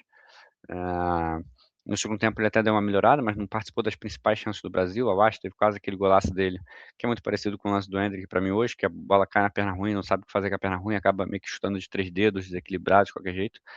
Então e hoje eu acho que ele foi um pouco melhor, acho que ele criou a chance do Endrick, teve ali uns outros lances que ele foi linha de fundo, ele teve espaço para correr, ele se apresentou, circulou. Então acho que né, tive aqui, ó, ele indo muito mais na linha de fundo dessa vez do que cortando para dentro, tentando gerar um pouco mais de espaço, a gente vê ele aparecendo aqui na direita, a gente vê até ele marcando aqui um pouco mais por dentro. Então acho uma Copa 7, assim, acho que fiquei satisfeito também dele ter dado um pouco de salto em relação ao protagonismo do Brasil, acho que ele de certa forma Tentou buscar, mas acho que aí ele tentou buscar muito de uma forma diferente dos outros jogadores, né. Não vou comparar aqui com o Haaland, que é um perfil diferente, mas acho que os outros jogadores querem um pouco mais a bola e criam um pouco mais com a bola. Se a gente falar de Mbappé, de Messi, de de Harry Kane, de Luís Dias, de não sei nem lembro mais quem tem, né, nessa Copa. Lamine Yamal, acho que eles foram um pouco mais ousados e um pouco menos acomodados do que foi o Vini Júnior nessa Copa. Acho que ele ficou um pouco acomodado em algumas marcações, em alguns momentos do jogo, e acho que isso é uma coisa que ele precisa melhorar. Né, pra ser o cara, assim, tu pensar assim: "Pô, ele é um cara muito pica", e não assim, ele é um bom jogador da seleção, como seria tipo, né, um sei lá, não vou lembrar agora de cabeça, mas assim, um Bruno Fernandes em Portugal, que não vem fazendo uma grande Copa. Sei lá, né, acho que é meio que parecido com isso. Ou um Pedri, por exemplo, né, acho que precisa arriscar um pouco mais, você ser um pouco mais ousado, você querer um pouco mais de jogo, e não ficar ali acomodado, tipo assim: "Ah, a bola não tá chegando em mim, eu vou ficar aqui esperando". Mas fiquei satisfeito, assim, com os gols dele, acho que mereceu, né, acho que ele é um cara que se dedica muito, acho que ele tem um mérito muito grande, que acho que poucas vezes é falado, que ele não se machuca. Então todo mundo aqui que a gente tá vendo, o Magalhães se machucou, o Marquinhos acho que já se machucou, o Danilo, né, sempre foi bichado, o Bruno Guimarães conviveu com lesões essa temporada, Casemiro já teve algumas lesões, Matheus Cunha, até que no Manchester United ele não se machucou tanto, acho que se machucou no início da temporada e depois não tanto. O Vini Júnior acho que ninguém lembra dele machucado, né, tipo assim: "Ah, o Vini Júnior tá 1 mês fora por lesão", eu não lembro. Eh, então, né, o Rafinha se machucou muito essa temporada, perdeu a Copa, e o resto a final da Copa, Paquetá, Estevão, Rodrigo, todos esses caras são caras que se machucam muito. Acho que o Vini Júnior, acho que isso é uma coisa importante do sentido de eu sei que o Vini Júnior estará né, eu sei que ele estará pronto para jogar o próximo jogo, porque ele tá saudável, porque ele jogou, eu não lembro do Real Madrid, quartas de final o Vini Júnior não pode jogar, semifinal o Vini Júnior não pode jogar, final o Vini Júnior tá machucado. Real Madrid e Barcelona, o Vini Júnior não tá. Então acho que isso é uma qualidade dele. Acho que muito bem. Endrick, acho que ele, né, ele estava gigante antes da Copa, todo mundo falava: "Endrick é o protagonista, não sei o quê, ele é absurdo, não sei o quê". Acho que sai menor da Copa, acho que eu vou ter que dar aí um 3,5 pra ele, acho que ele não jogou nada em nenhum jogo, tipo, não foi relevante em nenhum jogo. Eh, e hoje perdeu uma bola que não dá pra perder, né. Estava frio ali, eu sei, tinha acabado de entrar, não sei o quê, beleza. Dito isso, não dá pra perder. Você é a seleção brasileira, você tá na cara do gol, você tem que fazer o gol. Então acho que ele sai menor, mas um pouco o Ancelotti falava na entrevista, falava assim: "Era essa merda que vocês queriam?", né. Acontece, todo mundo perde gol na cara, né. Eh, então meio que isso, né, tipo, o Ryan perdeu contra a Haiti, o Vini Júnior perdeu contra a Haiti, perdeu contra o Japão, né, o Matheus Cunha perdeu também algum provavelmente. Então o Endrick perdeu, só que não podia perder nesse momento. Danilo Santos jogou muito pouco, vou dar uma nota aqui para o Danilo Santos na Copa do Mundo, né, aí ele foi preterido pelo Paquetá. Neymar, acho que nota 8 por aí, né, hoje ele fez o gol que que botou a gente de volta no jogo, que deu a chance do Brasil se classificar. Tô brincando, vou deixar pra falar do Neymar depois. A Ederson também não jogou, né, não tem muito o que falar, aqui ninguém jogou, jogou Ibanhas, Escanteado também não jogou, Fabinho muita gente pediu, também não jogou porra nenhuma, Rafinha acho que é um cara que também, ó, saiu embaixo da seleção, falou muito durante esses últimos 2 anos e jogou muito pouco. Muito se falava do Vini Júnior ser protagonista e ter as regalias que ele tem, e o Rafinha tem que se esforçar em campo, e eu falava isso também, ter que se entregar muito mais que o Vini Júnior. E o Rafinha em nenhum momento, né, acho que você também precisa fazer por merecer ter esse status que o Vini Júnior tem na seleção, ainda que eu acho que o Vini Júnior tenha herdado esse status da seleção pelo que ele fez no Real Madrid, nunca pelo que ele fez na seleção. Eh, o Rafinha não fez nada também, tipo assim, Rafinha foi mal, né, na Copa, acho que ele foi mal contra o Marrocos, foi mal contra contra a Haiti antes dele ser machucado, então acho que o Rafinha sai um pouco menor, acho que o Rafinha vai ter que brigar aí pra recuperar a vaga dele. Se a gente pensar um time com 4 atacantes, que é o que o Ancelotti parece querer, vai ter Matheus Cunha, vai ter Vini Júnior, e Rafinha vai ter que brigar aí com, de repente, o João Pedro, vai voltar pra seleção, e vai ter Estevão, vai ter Ryan pra brigar com ele, então vai ser difícil. Luiz Henrique, acho que sai também muito embaixo, muita gente falando: nem vi tanta gente, na verdade, porque acho que o Ryan tomou conta da posição e acho que o Ancelotti viu isso nos treinos. O Luiz Henrique não é tão intenso, ele não é um grande finalizador, ele não é um grande cara do passe, ele é um cara que é um pontinha, né. Acho que é essa a definição, um pontinho, tem vezes que joga bem, tem vezes que joga mal, com uma cortina, um fogo de palha, né. Então ele jogou ali alguns minutos contra o Marrocos e foi esquecido. O Ancelotti hoje morre com uma substituição, né, ele faz as 4 substituições em 3 paradas, então, né, não foi assim: pô, alguém saiu machucado", o Brasil ele fez as 5 substituições e o Brasil tomou o gol depois disso, não. Ele escolheu não ter o Luiz Henrique em campo. Ele escolheu ter Neymar, ele escolheu ter Endrick, ele escolheu ter Martinelli, ele escolheu ter Danilo Santos, escolheu ter Ederson, né, porque quando o Ederson entra, tá 0 a 0 ainda, beleza, mas ele podia de repente ter botado o Luiz Henrique, vendo que o Brasil começou a perder ali o meio-campo e tal, no lugar do Endrick ou do Vini Júnior, não sei. Então é isso, né? Igor Thiago, acho que embaixo, né? Jogou aquele primeiro jogo com o Marrocos que ele foi mal, não teve muita chance. E depois foi esquecido, acho que não deve voltar mais para a seleção tão cedo. Inclusive, agora falando das substituições, acho que a substituição do Endrick é errada, porque o Matheus Cunha não estava mal no jogo. E aí eu acho que na, se o Endrick não entra, acho que tudo muda. Mas acho que o Martinelli poderia ter ficado, né? E aí fica naquela de tipo assim, porra, você não tem como jogar com o Vini Júnior, né, e Neymar. Perdi pra perder o meio campo, assim. Todo mundo viu a cara da merda. Todo mundo viu o Brasil perder o meio campo várias vezes. A gente perdeu em alguns momentos contra a Escócia, a gente perdeu em alguns momentos contra o Haiti, a gente perdeu nos amistosos e ele fez isso, né? Acho que em algum momento ele poderia ter cogitado, de repente, botar alguém no lugar do Vini Júnior, né? Mas não dá pra tirar o Vini Júnior. Então fica por essa. Pra mim, a nota aqui pro Paquetá na Copa é 3 também, fez porra nenhuma, né? Vão tentar inventar que o Paquetá é importante para trás. Marcou mal, sobrecarregou o meio campo, não criou nada, não achou grande passe, não ditou o ritmo no meio campo, fez porra nenhuma. Contra o Japão, ninguém lembra do Paquetá, contra o Marrocos, ninguém lembra do Paquetá, perdido. Então vamos falar dos jogos importantes aqui. Vamos esquecer Haiti, porra, e Escócia, que foram bagunça. Marrocos, Paquetá pior em campo. Japão, Paquetá pior em campo. Acabou. Né? Essa foi a Copa do Paquetá. Então nota 3. E é isso, né? E aí, nota do Ancelotti aqui, vou dar meio, porque vou falar depois, mas, tipo assim, né? Um time ruim, mal treinado, que falha muito, covarde, acho que o principal é o covarde, não tem muito o que falar, apesar de eu já estar falando aqui por uma hora, mas um treinador covarde que escolheu, levou medalhões, levou, né, tipo, Alexandro, né? Assim, eu não vou nem questionar aqui, né? Eu não vou falar que isso fez diferença, mas, tipo assim, levou o Everton. Por que que você levou o Everton? Podendo dar chance para um goleiro mais novo. Ah, porque quero experiência. Pô, o Alisson tem 33, o Alisson tem 33, você tá levando o Danilo, tá levando o Neymar, você tá levando o Alexandre, você tá levando o Magalhães, você tá levando o Marquinhos, não sei o quê. O que que o Everton tem de experiência aqui, né? Podia estar dando. Porque o Alisson tem 33 anos. O Ederson tem 33 anos. Qual é o goleiro da próxima Copa? Ele levou um goleiro de 37, né? Mas foda-se, Alexandre, porra, velho pra caralho. O Bremer, acho que ele de repente poderia ter tido uma chance. Acho que esse de repente ia ser um jogo que poderia ser testado 3 zagueiros. Se tinha um Haaland lá, você bota Haaland, Gabriel Magalhães e Bremer, Haaland, Bremer e Marquinhos, os 3 zagueiros sabem sair pro jogo, sabem armar bem, já que a gente tem laterais que não apoiam. E aí você bota de repente o Douglas Santos, mais do que o Danilo. Então, Léo Pereira não jogou, né? Então, Fabinho. Então, horrível, né? A Copa do Ancelotti, é uma pena que ele vá continuar na seleção, a princípio. Né, acho que o ciclo dele foi todo ruim, assim, 1 ano e meio, as convocações foram confusas, ele deixou de lado a construção de alguns. Aí eu dei meio ponto para ele por causa das lesões, né? Acho que vou falar aqui rapidamente das lesões, mas acho que Militão e Wesley acabaram fazendo muita falta. É, e é isso. Eu acho que o Rodrigo, né? Acho que todo mundo criticou muito, tava de saco cheio com o Rodrigo. Acho que o Rodrigo tá ali no patamar do Rafinha, que todo mundo falava, o Vini Júnior tem protagonismo, o Rodrigo, né, fica ali se esforçando. Mas o Rodrigo também, quando teve as oportunidades dele, acho que nunca fez porra nenhuma pela seleção.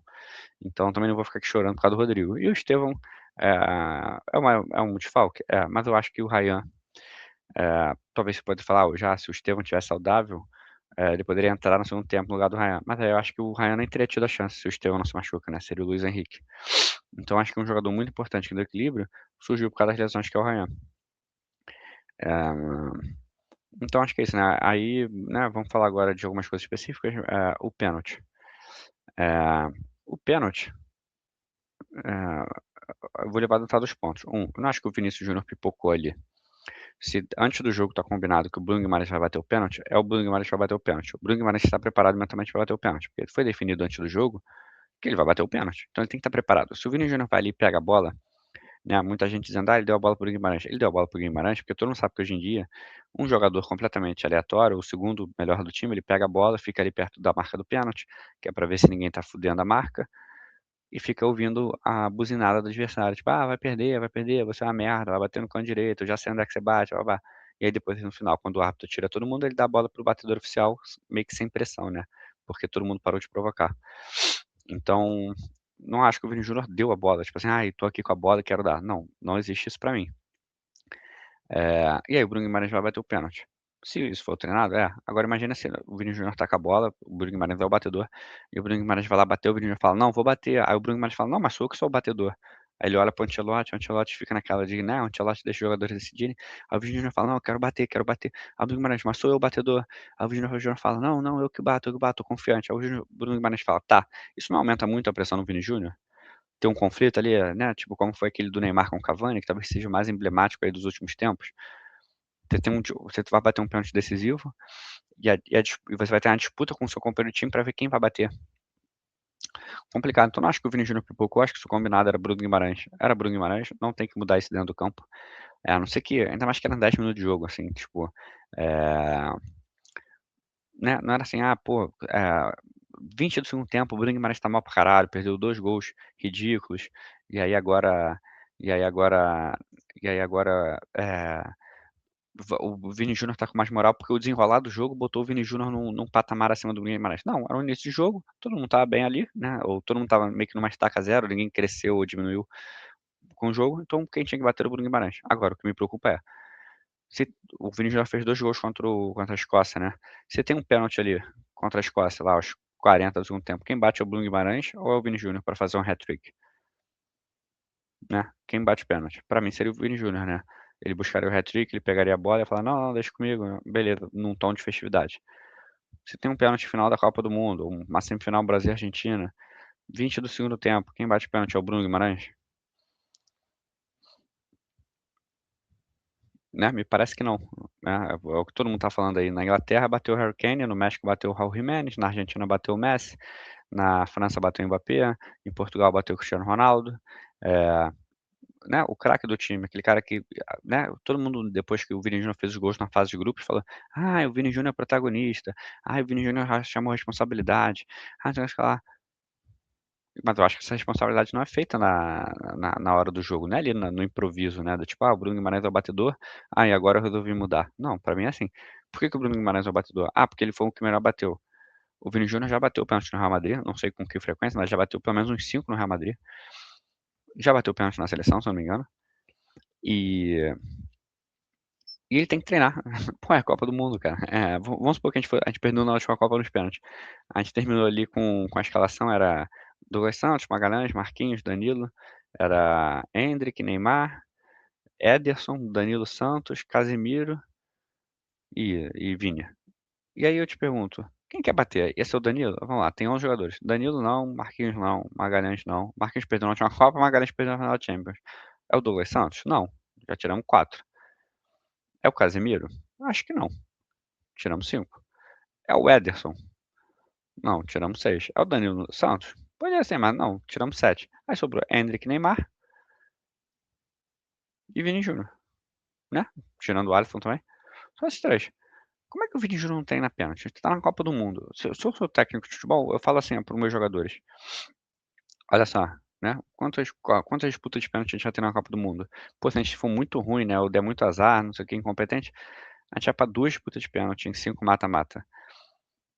Né? Se a gente vai até a final, ganha 2 disputas de pênalti. Irmão, vocês vão ficar aqui todo dia. Que dia que a gente se reuniu aqui? Foi dia 1º de junho?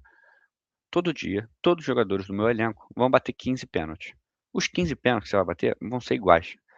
Você escolhe onde você quer bater. Ah, eu quero bater 15 pênaltis no meio. Você vai bater 15 pênaltis no meio. Ah, eu quero bater 15 pênaltis rasteiro no canto direito. Você vai bater 15 pênaltis. Todo dia você vai treinar 15 pênaltis por os 11 dias da Copa, mais os 15 dias da fase de grupo. Tu vai chegar num jogo como hoje, tu tendo batido 15 pênaltis por dia, por 30 dias, pô. Tu bateu 450 pênaltis iguais. Tu não tem como perder esse pênalti. Isso porque era uma coisa que eu acho que deveria ser feita a vida toda, né? Acho que tem o Szoboszlai que bate sempre o mesmo pênalti, que não perde, não sei o quê. Cara, como é que você não tem o mesmo pênalti? Como é que o seu pênalti é esse pênalti fraquinho, meia altura, né? Lembrou, né? Mas aí voltando, depois eu vou falar disso, mas vou falar aqui o primeiro do Vini Júnior. O Vini Júnior tinha que estar treinando o pênalti, porque o Vini Júnior é o cara para bater o pênalti. Todas as seleções têm o craque batendo pênalti e no Brasil deveria ser o protagonista batendo pênalti.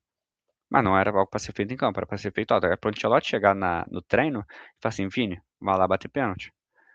Porque se tiver pênalti para tu fazer hat-trick contra se tu tiver pênalti pra fazer hat-trick contra a Escócia, contra o Haiti, tu vai querer bater. Então pra tu bater, tu tem que treinar. Então vai lá treinar, todo dia 15 pênaltis. O que eles estão fazendo naquela merda de Que eles estão fazendo naquela merda de hotel? Não fazem nada o dia todo, eles treinam 1 hora e meia, 2 horas, tem palestra, não sei o quê, vai lá e bate 15 pênaltis, pô. Sai do campo, bate 15 pênaltis. 15 pênaltis de manhã, de tarde, de noite. O mesmo pênalti. Não precisa variar não, não precisa toda hora pra não ficar treinando pênalti diferente. Então cada hora tu treinou um pênalti só por dia, né, 15 vezes, uma vez 15 pênaltis diferentes. Não, bate todo dia o mesmo pênalti, você não vai ter tantos pênaltis assim numa Copa do Mundo. Então, como é que não treina? Como é que fala assim: "Vini, você vai querer bater, você vai ter um momento decisivo, vai ter um", né, se tivesse 2-0 para o Brasil contra a Noruega, com 2 gols do Vini Júnior, o terceiro pênalti era do Vini Júnior, com certeza. Então ele tinha que estar treinando, né, porque ele é o cara. Porque se o Vini Júnior perde o pênalti, ele tem moral, ele tem bronca, ele tem, né, o apoio da torcida, ele tem mais chance de se recompor no jogo, acerta um drible, acerta um chute. O Bruno Guimarães é um meio-campo passador, né. Ele não é um cara que vai fazer um gol a qualquer momento, ele não fez um gol na Copa. Ah, deu espaço, beleza, mas é muito difícil ele recuperar a moral no ritmo e no espaço de jogo dele, né, no papel dele de jogo. O Vini Júnior é mais fácil, ele acerta um drible, acerta outro, dá um chute de longe, pá. Então, o Vini Júnior tinha que ter treinado e ter assumido essa responsabilidade antes, né, antes, quando ele se coloca como protagonista, como artilheiro, como tudo do Brasil, quando ele fica lá parado lá na frente, né, sem marcar tanto, com menos responsabilidade tática, menos responsabilidade defensiva, tá mais descansado também, ele tinha que ter assumido essa responsabilidade. E aí esse é o outro ponto, né, acho que ele não pipou então, vamos lá, eu acho que ele não pipocou em campo. Eu acho que ele errou na preparação de não ser o batedor de pênalti. Eu acho que isso era algo que o Ancelotti deveria, de certa forma, ter obrigado ele. Cara, bem ou mal, né, vamos lá, vamos ser sinceros, é um pênalti, é uma bola parada de frente para o gol, e um gol grande. Tu é um jogador profissional, tu é um atacante, né, a gente espera que o Vini Júnior drible 2 jogadores e acerte um chute pra fazer um gol. Então uma bola parada de frente para o gol, a gente também espera que ele acerte, que ele treine todo dia e acerte. Né.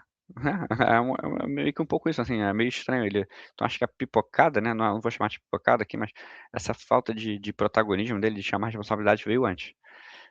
E aí o terceiro ponto é o pênalti do Guimarães, que é horrível, né, tipo, fraco, meia altura, telegrafado, eh, sei lá, acho que é o pênalti dos sonhos de qualquer goleiro. Poderia ser ali um pai batendo para um filho que tá virando goleiro com 12 anos, né, tipo, muito ruim o pênalti dele, muito ruim, né, é ruim ter que crucificá-lo, mas a pergunta que eu quero é: onde foi parar o pênalti de segurança? Aquela porradinha no meio que o Tevez dava, porradinha no meio,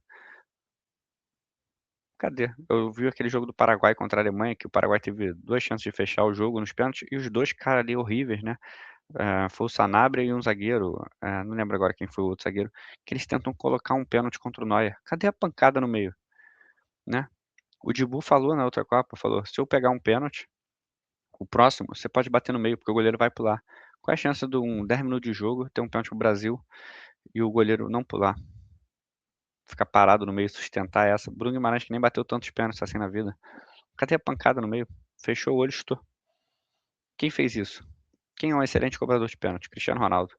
Chegou ali do vamos ver, contra a Croácia, bolazinha no meio, tranquila, tranquila aqui, ó. Tranquila, pênalti de segurança. Onde ele foi parar? Então, muito ruim isso, né. E aí vamos falar de mais um tópicozinho, né, que Neymar entrou em campo, né, muita a convocação mais polêmica e tal, e aí aquela coisa, né, o Neymar tinha que ter entrado naquela hora? Acredito que não. Junto com o Endrick, menos ainda. E com o Vini Júnior, menos ainda, né. E não é um ataque aqui ao Vini Júnior, é um ataque não, mas um comentário sobre o estilo de jogo desses jogadores, né, são jogadores que não marcam tanto, que não sabem marcar, que não estão acostumados a serem jogadores voluntariosos de equipe, né, de jogar num sistema defensivo coletivo com responsabilidade. Ele bota 3 juntos ao mesmo tempo contra um time que estava tendo a bola praticamente o jogo todo, e a gente jogava de forma covarde. E o Neymar não ia puxar contra-ataque nenhum ali, né. E aí o Neymar joga a Copa, né, jogou contra a Escócia, né, joga aí, chega machucado, o que é bizarro, né, não ter sido cortado machucado. Eu lembro que antes da Copa eu falava: "Tem que levar o Neymar, porque você vai convocar o Neymar e ele vai se machucar, ele não vai chegar na Copa". E foi exatamente o que aconteceu, mas insistiram com ele, né, decidiram ir com um cara machucado pra Copa. Eh, então, um cara que não vinha bem fisicamente, machucado na Copa, né, porque se é o Vini Júnior, que se machucou na véspera da Copa, eu entendo, o Vini Júnior não se machuca. Então ele vai voltar em 15 dias e vai voltar bem. É, né, um cara que está saudável há um tempo, né, um Magalhães, um Ryan, são caras que estão se jogando o Neymar é um cara que há 4 3 anos vive com problema físico, se machucou às vésperas da Copa e não foi convocado. Eu acho que tinha que ter convocado ele, acho que é um preço que todos ali deveriam pagar da seleção, porque eu acho que eles tinham que morrer abraçado com o discurso deles. Eh, o Ancelotti chamou ele, acho que futebolisticamente o Neymar não fez por merecer a convocação, mas ele é um símbolo da seleção, ele é um jogador que impõe, de certa forma, algum respeito, né, e os jogadores todos da seleção ficavam mamando ele, né. Acho que esse era um sentimento que poderia despertar neles, de tipo assim: "Vamos jogar pelo Neymar, o Neymar, porra, merece ser campeão", algo meio parecido com o que os jogadores da Argentina fizeram com o Messi, com o que os jogadores do Portugal podem fazer com o Cristiano. Então eu acho que isso é algo que poderia ter sido feito com o Vini Júnior, com o Neymar. Eh, Só que ele chega muito mal fisicamente, né, muito mal, muito pior do que ele estava no Santos. Tu vê que ele não se recuperou, que a mobilidade dele tá ruim. E ele entra faltando 30 minutos contra a Noruega, num jogo que o Brasil tá jogando pra correr, né. Se fosse ele tivesse entrado contra o Japão, que o Japão estava completamente empurrado pra trás na área e o Neymar poderia ser o cara decidindo no espaço curto, faria mais sentido, na minha visão, do que ele entrar nesse jogo que o Brasil marcava a 50 metros do gol e o Neymar tem que correr 50 metros pra frente, pô, porque o Neymar entra, o jogo tá 0 a 0. Ele perde completamente o meio-campo. Ali vira uma bagunça completa, né. Aí ali vira aquele esquema de 4-2-4, né, apesar de ter voltado a ser um 4-3-3, parece aquele 4-2-4 bagunçado. Então o Neymar entra muito mal, obviamente, né, e sem função, porque se a função dele era jogar perto do gol, achar uma bola, uma finalização, ele entra, assim, sem ritmo, mal, perde bola, perde não sei o quê, e o pior de tudo, né, que eu acho que é o retrato do Neymar de hoje em dia, o Neymar influencer, o Neymar tiktoker, o Neymar com um fã-clube apaixonadinho por ele, eh, que ele pode fazer absolutamente qualquer coisa na vida dele que vão defender. Que é aquele pitizinho dele, acho que a porrada dele ali no Odegaard, eu poderia até dizer que é um certo tipo de revolta, mas acho que ali foi muito mais para aparecer, né, mostrar que muito mais do que estar revoltado, pareceu: "Eu quero mostrar que estou revoltado", arranjou uma confusãozinha com o time perdendo, e aí tem o lance do pênalti, ele fica aí provocando com o goleiro, e aí é muito influencer Neymar, né, porque é é o cara que parece que tá jogando pra si, jogando para os seus, né, acho que dá até para entrar para o lado político, mas aqui eu não vou entrar no lado político de falar de esquerda ou direita, mas tipo assim, aquela coisa do tipo assim: "Eu sei que eu posso fazer o que eu quiser, que eles vão me defender", né. O Brasil tá perdendo, eu tô batendo boca com o goleiro adversário, ou seja, perdendo tempo, catimbando, já tenho um amarelo, posso de repente acabar tomando um vermelho. Tô aqui provocando, aí ele bate o pênalti, fica rindo. Como é que você tá rindo, cara? Tipo, tá rindo do quê? Porque você fez um gol no goleiro da Noruega, cara. Então, assim, é muito ruim, né, mas acho que é o que eles mereceram, né, todos os jogadores que deram um discurso de que o Neymar era pica, que o Neymar merecia, que o Neymar era isso, eh, fizeram por merecer por isso, porque eles foram apoiados, porque eles poderiam simplesmente ter falado assim: "É o treinador que decide". Não, o Neymar vai ser sempre importante, vai ajudar. E não: "Pô, eu quero estar com o Neymar", falar que nem o Rodrigo, né, o Rodrigo que nem foi pra Copa, "Se a gente ganhar a Copa sem o Neymar não vai ser tão legal". Então acho que é por isso, o Neymar tinha que ter ido. É a última Copa dele, é um fiasco, acho que é um retrato também do que foi a carreira dele, as escolhas dele, as decisões, o quanto ele levou a sério a carreira. Eh Essa Copa não deixa também de ser uma forma de mostrar um certo egocentrismo dele, né, um mundo que gira em torno do Neymar, né, que são os parças dele, essa parte da imprensa que mama ele, né, não vou dizer aqui que é paga, mas a gente sabe, né, Pilhado, Fui-Clia, essas pessoas assim, né, e vários outros influenciadores que ficam orbitando ao redor do Neymar, porque parece que o sonho de todo influenciador de futebol do Brasil é tirar uma foto com o Neymar, né. Aí nesse caso vou até vou soltar aqui um elogio aleatório, que é para o Pedro Certezas, que é um cara que não se intimida, ele tá lá xingando, criticando o Neymar, né. Falar aí para o Wallace Borges que que meteu, né, o vagabundo tá lá, e o vagabundo tá lá, tá aí ó, o vagabundo tá lá.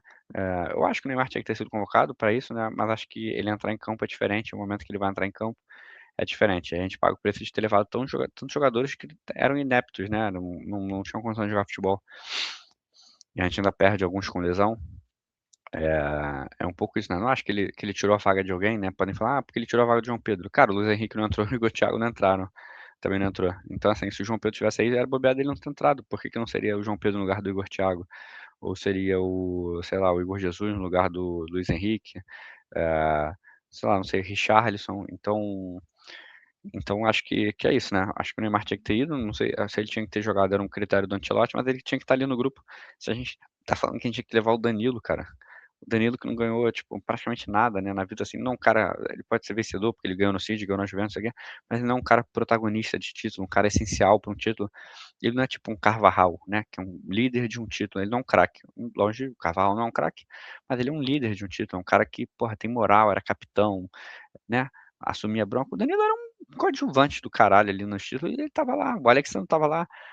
Então, assim, a gente deixou deixou alguns caras irem pela experiência, a gente convocou o Everton pela experiência, a gente devia ter dado, né, na próxima Copa a gente não sabe se a gente vai ter goleiro, a gente devia ter levado um goleiro jovem, aí algum goleiro promissor, ainda que fosse o Bento que estava mal, já que o terceiro goleiro muito dificilmente vai jogar, e a gente não levou, então por que a gente não levaria o Neymar, né? Agora botar pra jogar eu acho um pouco diferente. E aí são escolhas do treinador, né? Botar ali aquele trio no ataque naquele momento do jogo foi ruim. E é isso, né? Acho que essa é a minha opinião sobre o Neymar. E aí, voltar para o Carlo Ancelotti um pouco, que eu acho que um cara que convocou uma panela, acho que a convocação foi péssima. Para começar, o Everton, né? Tipo, acho que deveríamos ter levado um goleiro jovem, não necessariamente um goleiro de 18 anos, mas um goleiro que fosse mais jovem, que tivesse uma vida para a próxima Copa. A gente levou 3 goleiros, na próxima Copa a gente vai ter 3 goleiros que nunca jogaram uma Copa. Bizarro, né? Então é isso. E aí, né, se toda a Copa a gente volta, né? Tem lá o Casemiro jogando a Copa, o Marquinhos jogando a Copa, e todo mundo fica, é a pressão da estreia, a pressão da estreia mata-mata. Caralho, na próxima Copa são 3 goleiros que nunca jogaram a Copa. É, aí levou, né? Aí levou ali os zagueiros. Né, levou o Léo Pereira, não vou também falar muito do Léo Pereira, mas é meio que um sintoma de você levar um jogador do Flamengo ali que não é nada demais, ninguém acha ele o melhor zagueiro do Brasil, e você abre mão de um Murilo da Premier League, você abre mão de um Beraldo no PSG que faz a lateral, que faz a volância, faz a zaga, né, para levar. Se em vários momentos o Douglas Santos atuou ali como um terceiro zagueiro, esse cara podia ser o Beraldo, podia ser o Murilo, que é um bom zagueiro que também consegue fazer o lado do campo muitas vezes. Aí ele leva o Ibañez, que caiu do céu, né, da Arábia lá, e alguém inventou que ele tinha jogado bem em algum jogo, que eu não sei qual foi, e não serve pra porra nenhuma, né? Um zagueiro lateral. Ele leva o Danilo, que é um zagueiro lateral também, que não serve mais pra lateral. E aí ele abre mão de, né? Ele leva primeiro nove defensores e muda pra 8 quando o Wesley se machuca e vai pra um jogo sem lateral.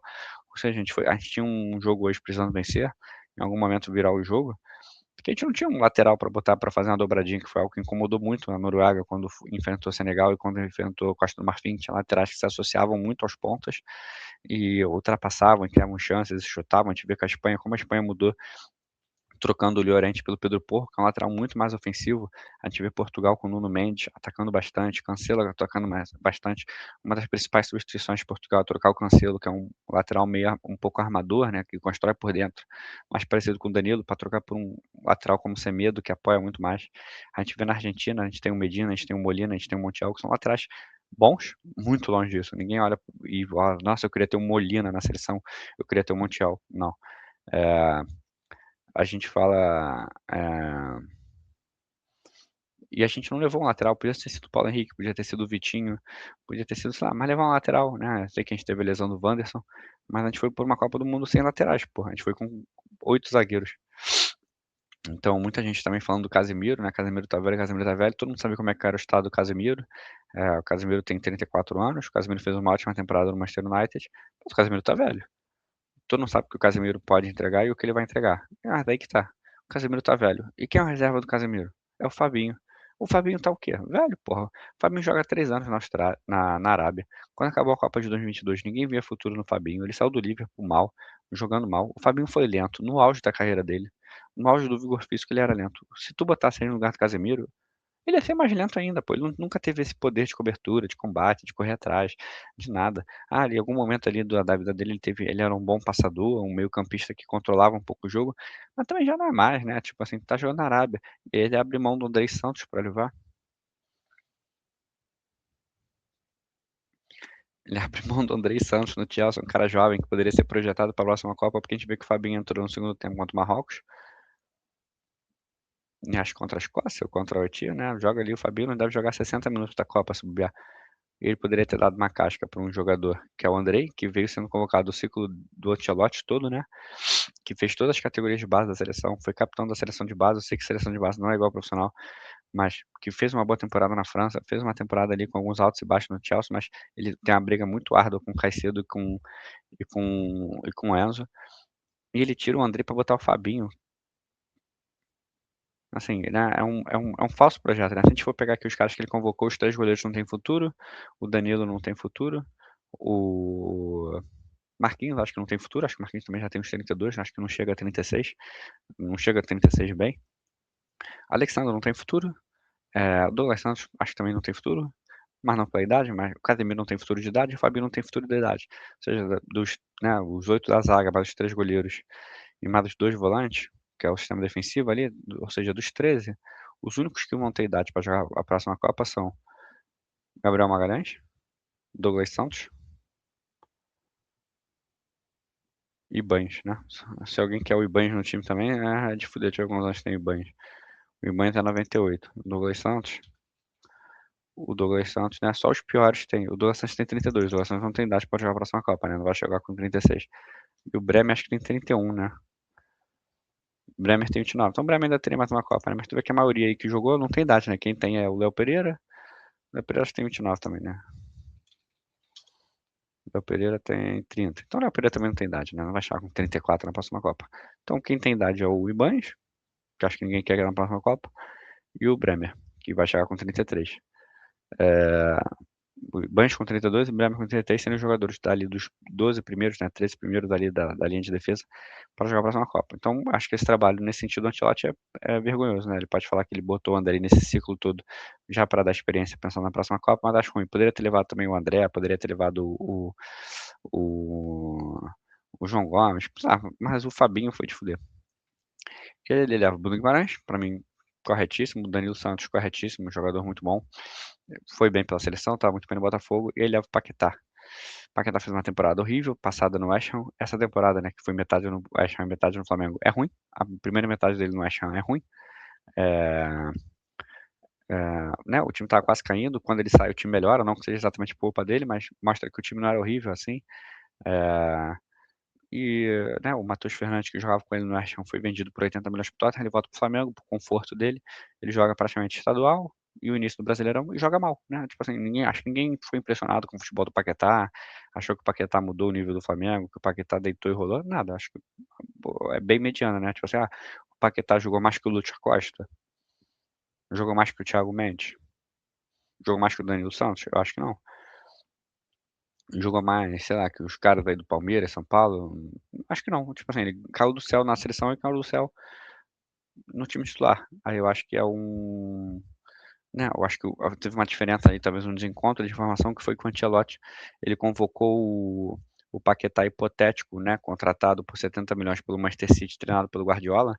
Só que quem teve que jogar foi o Paquetá do Flamengo. Acho que esse foi o problema, talvez, ali do Paquetá na seleção, esse desencontro de expectativa e realidade. E é isso, né? Acho uma convocação para lá de absurda. O Ederson, depois é convocado ali no, no quando o Ederson se machuca também, a convocação meio aleatória, assim, nada contra o Ederson também, não vou me estender muito. Mas uma convocação do Ederson que é muito aleatória. Eu acho que o Paquetá também não tem futuro. Talvez eu vou botar aqui, né, o time do Brasil, a idade deles, mas acho que é isso, né? E aí o ataque acho que foi uma coisa menos polêmica, acho que assim, ter deixado o João Pedro de fora foi muito ruim, o Neymar eu já falei. O Igor Thiago, acho que ele fez muito pouco para estar na seleção, ainda que eu acho que ele deveria ter ido, acho que foi um mérito dele. Eu acho que ele não jogou bem nos amistosos da seleção, acho que ele só fez os gols de pênalti ali, mas, mas eu acho que ele mereceu, né? Mas acho que o João Pedro tinha que ter ido. Eu era contra o Luiz Henrique, confesso que eu não sei qual é o papel do Luiz Henrique na seleção. É, então, né, vou botar aqui só rapidinho, né, pra gente ver aqui quem tem pro próximo ciclo que jogou essa Copa. A gente falou que a gente repetiu muito jogador da Copa passada, né? Então a gente vê aqui, ó, não tem próxima Copa, nenhum dos goleiros. O Ibañez vai ter 31, imagino que ninguém queira o Ibañez na próxima Copa, o Douglas Santos não vai ter, 33 pode jogar. Acho que 34 pro Léo Pereira é muito, Alex Santos fora, Danilo fora, Marquinhos fora e Gabriel Magalhães dentro. Então a gente vê aqui que o dos zagueiros serve o Magalhães, e serve o Ibañez, espero que não, e o Brenner, né? E o Bremer já chegando um pouco mais velho. Goleiro nenhum, a gente vai ver aqui o Fabinho, nenhuma chance, 32 anos, vai chegar com 36. Ederson com 31, acho que também muito difícil.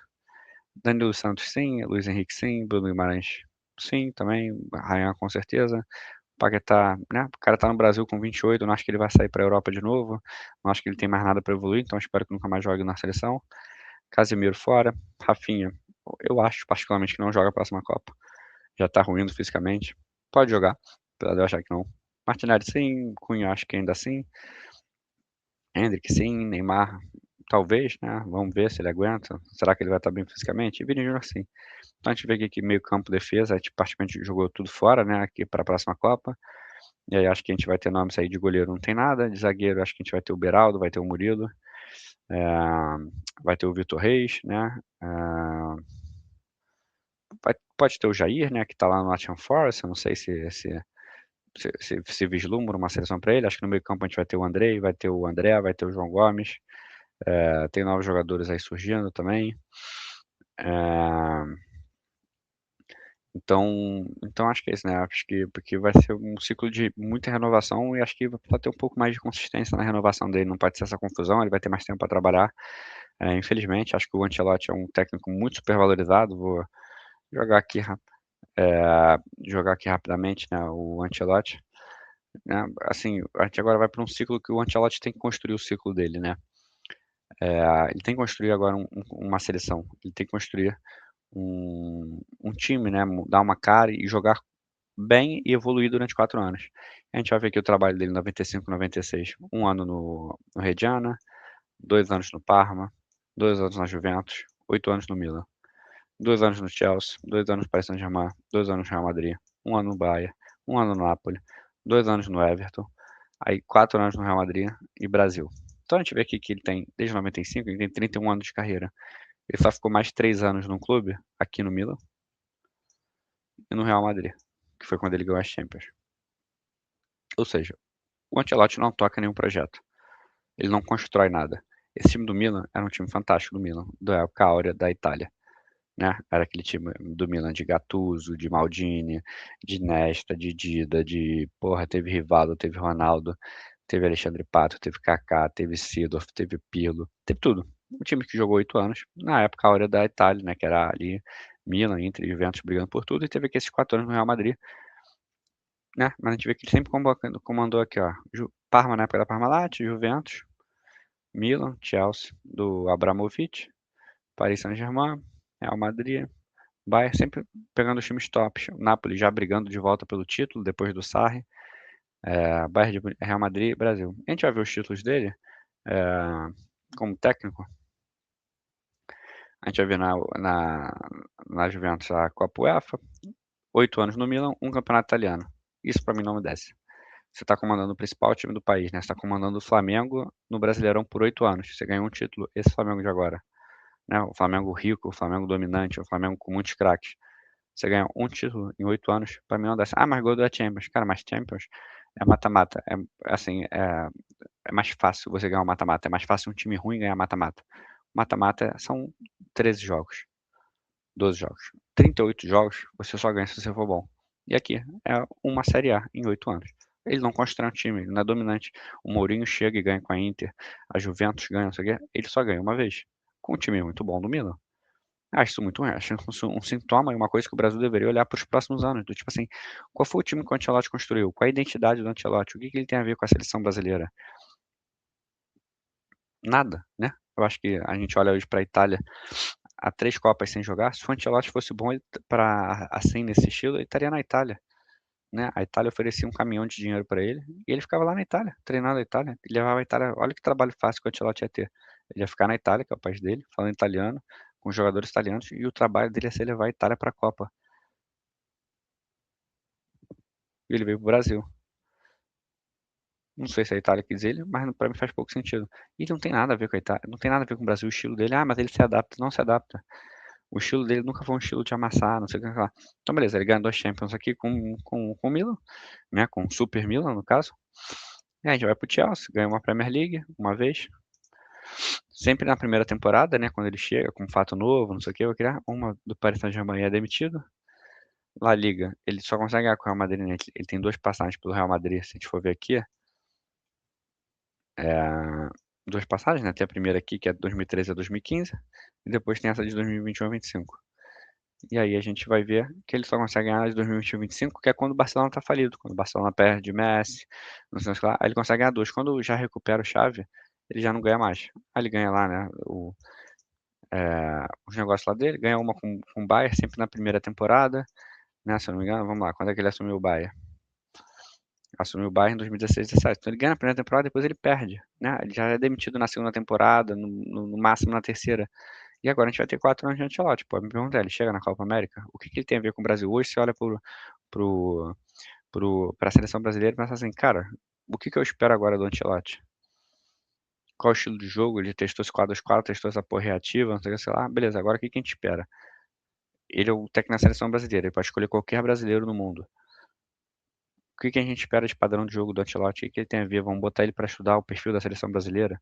Vamos botar ele para botar no estilo de jogo? Vai ter um diretor técnico, né? Eu vou falar nomes aleatórios aqui, não. Seja, por favor, Luxemburgo, vai ter sei lá, um Filipão, sei lá, alguém para dar um estilo, uma cara pro Brasil, falar, o Brasil joga desse jeito, não sei o que lá. Então, né, tipo assim, acho muito ruim a gente ter um Ancelotti. Eu lembro quando o Brasil perdeu em 2022, a primeira coisa que eu falei assim, cara, a gente tem que pegar o Luiz Henrique. O Luiz Henrique tinha acabado de ser demitido da Espanha, a Espanha foi mal na Copa, não vou dizer aqui que foi bem, mas a Espanha tinha um estilo de jogo muito bem definido, um estilo ofensivo, e a Espanha perdeu porque ela não tinha pontos. A Espanha que a gente viu agora contra a Arábia Saudita, mentira, contra Cabo Verde, que não conseguiu furar, não sei o quê, porque não tinha o Lamine Yamal, não tinha o Nico Williams, era a Espanha de 2022. Ela não tinha um jogador diferente para fazer uma jogada de ponta. Mas a bola estava ali circulando, a bola estava ali o tempo todo, e os jogadores e faltou o jogador capaz. No Brasil a gente tem o jogador capaz. O Luiz Henrique é um jogador que gosta de futebol ofensivo, o Luiz Henrique, assim, a gente vê agora ele voando no PSG, eu fico pensando assim, cara, por que que a gente foi atrás do Ancelotti? Um treinador que nunca treinou seleção, nunca construiu nada, não tem nada a ver com o perfil da seleção brasileira, com o estilo de jogo e tal, com o que o torcedor espera ver. Por que a gente não foi atrás do Luiz Henrique? Ofensivo, exigente, já trabalhou com um jogador brasileiro, valoriza, né, esse estilo de jogo. Porra, um jogador, um técnico apaixonado, não sei o quê. E a gente já tinha treinado em Copa do Mundo, já tinha treinado a seleção, então sabe como é que é a dinâmica, a gente não foi atrás dele. E aí agora está assim, né? Acho que a gente vai ficar com o Ancelotti, o que eu acho péssimo, péssimo, péssimo. É, mas não tem muito o que fazer. É isso, eu só fico preocupado com o futuro, porque a CBF é uma merda, né? Acho que talvez seja uma das piores coisas que existe no país, seja a CBF. Então, então é meio que isso, né? Então é difícil saber o que esperar do Ancelotti, o que ele vai convocar para o próximo jogo, se ele vai manter esse estilo adoidado de contra-ataque, de ser muito recuado. Acho que é complicado a gente continuar aqui com o Ancelotti, mano. Honestamente, acho que não dá, não dá. Mas é o que tem, né? O contrato é fechado, renovou antes da Copa, o que ficou muito feio, né? Parece que tá vendido, parece que tem alguma coisa atrelada, né? Porque como é que você contrata um cara, o cara fica um ano, tu renova com ele por mais 4, sem ele ter feito nada, às vésperas da Copa do Mundo. Então, então é meio que isso, né? Eu também não consigo agora, né? Tô meio puto. Não exatamente com isso do Brasil, né? Com a eliminação do Brasil, mas puto de ver um time tão covarde, assim, me incomodou. Da mesma forma que me incomodou a Noruega, eu não tava torcendo pra Noruega, mas me incomodou ver a Noruega jogar desse jeito tão merda, tão covarde, assim, um jogo tão entediante. A gente viu agora México e Inglaterra, os dois times querendo ganhar o jogo, e no Brasil e Noruega, os dois times querendo, sei lá, fazer alguém ter um derrame, porque não conseguia, parecia que eu tava olhando pra parede. Então, também não consigo pensar num técnico, né? Não vou chegar aqui e sugerir Marcelo Bielsa, né? Deus me livre, né? Vai que o Marcelo Bielsa vem aqui e faz um trabalho espetacular.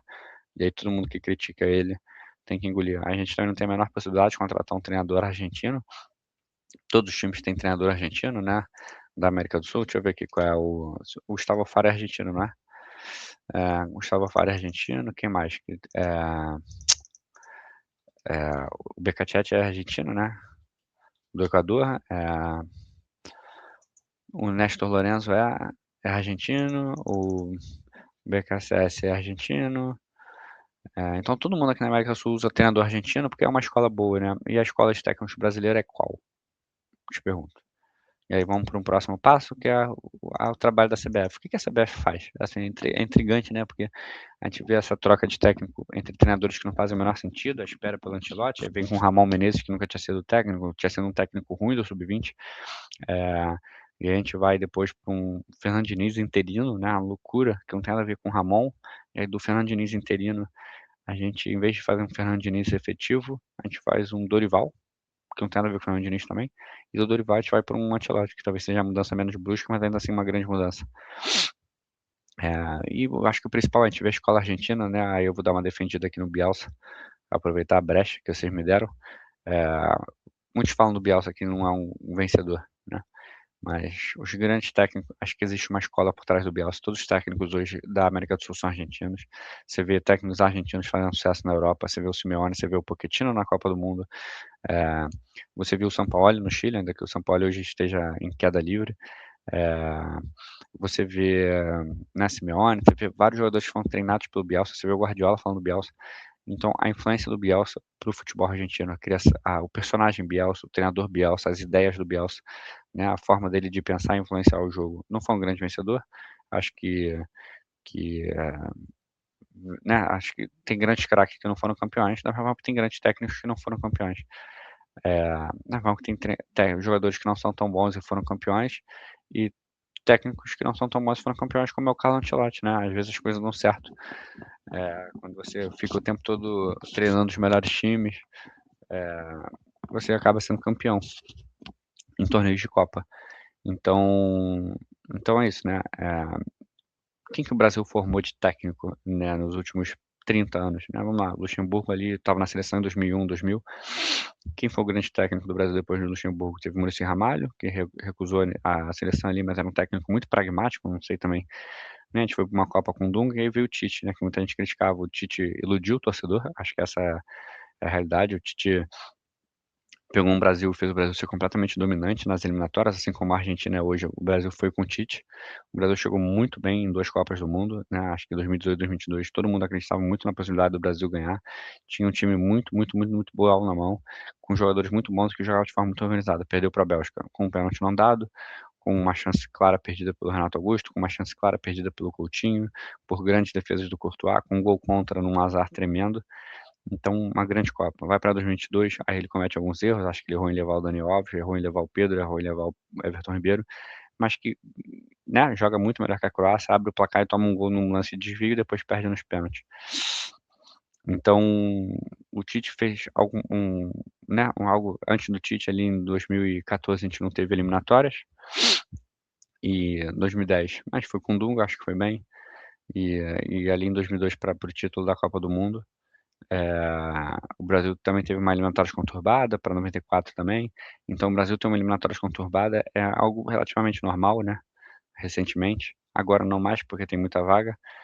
Mas de não ficar em primeiro ou segundo junto com a Argentina, né? Ainda que o Brasil se classifique como se classificou em quinto, né? O Brasil nunca ficou fora. Mas é vergonhoso o Brasil ficar em quinto, o Brasil não ir longe numa Copa América, ser eliminado como foi do Uruguai ali jogando muito mal na época do Dorival. Então, o Tite fez algumas coisas parecerem muito fáceis para o Brasil. E não é tão fácil assim. Então não é um pedido de volta para o Tite, mas eu acho que em algum momento do ciclo eu pensei muito nisso, falei assim, cara, por que só não volta com o Tite, né? O Tite não tá trabalhando, ele fez o trabalho dele no Flamengo.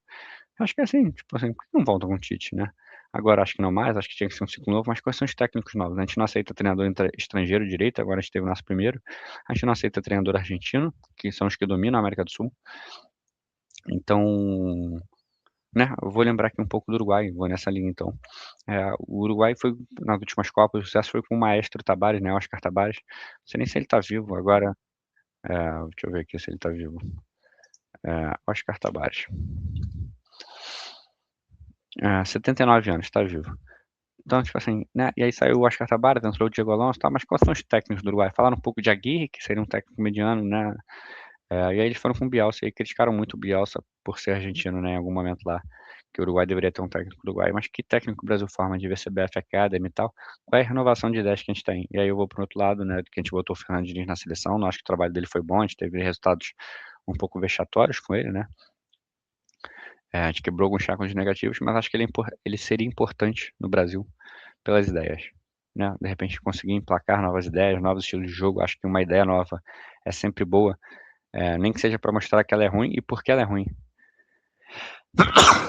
Né? Por que essa ideia é ruim? Por que ela não funciona? Ou então essa ideia nova, como é que a gente combate essa nova ideia?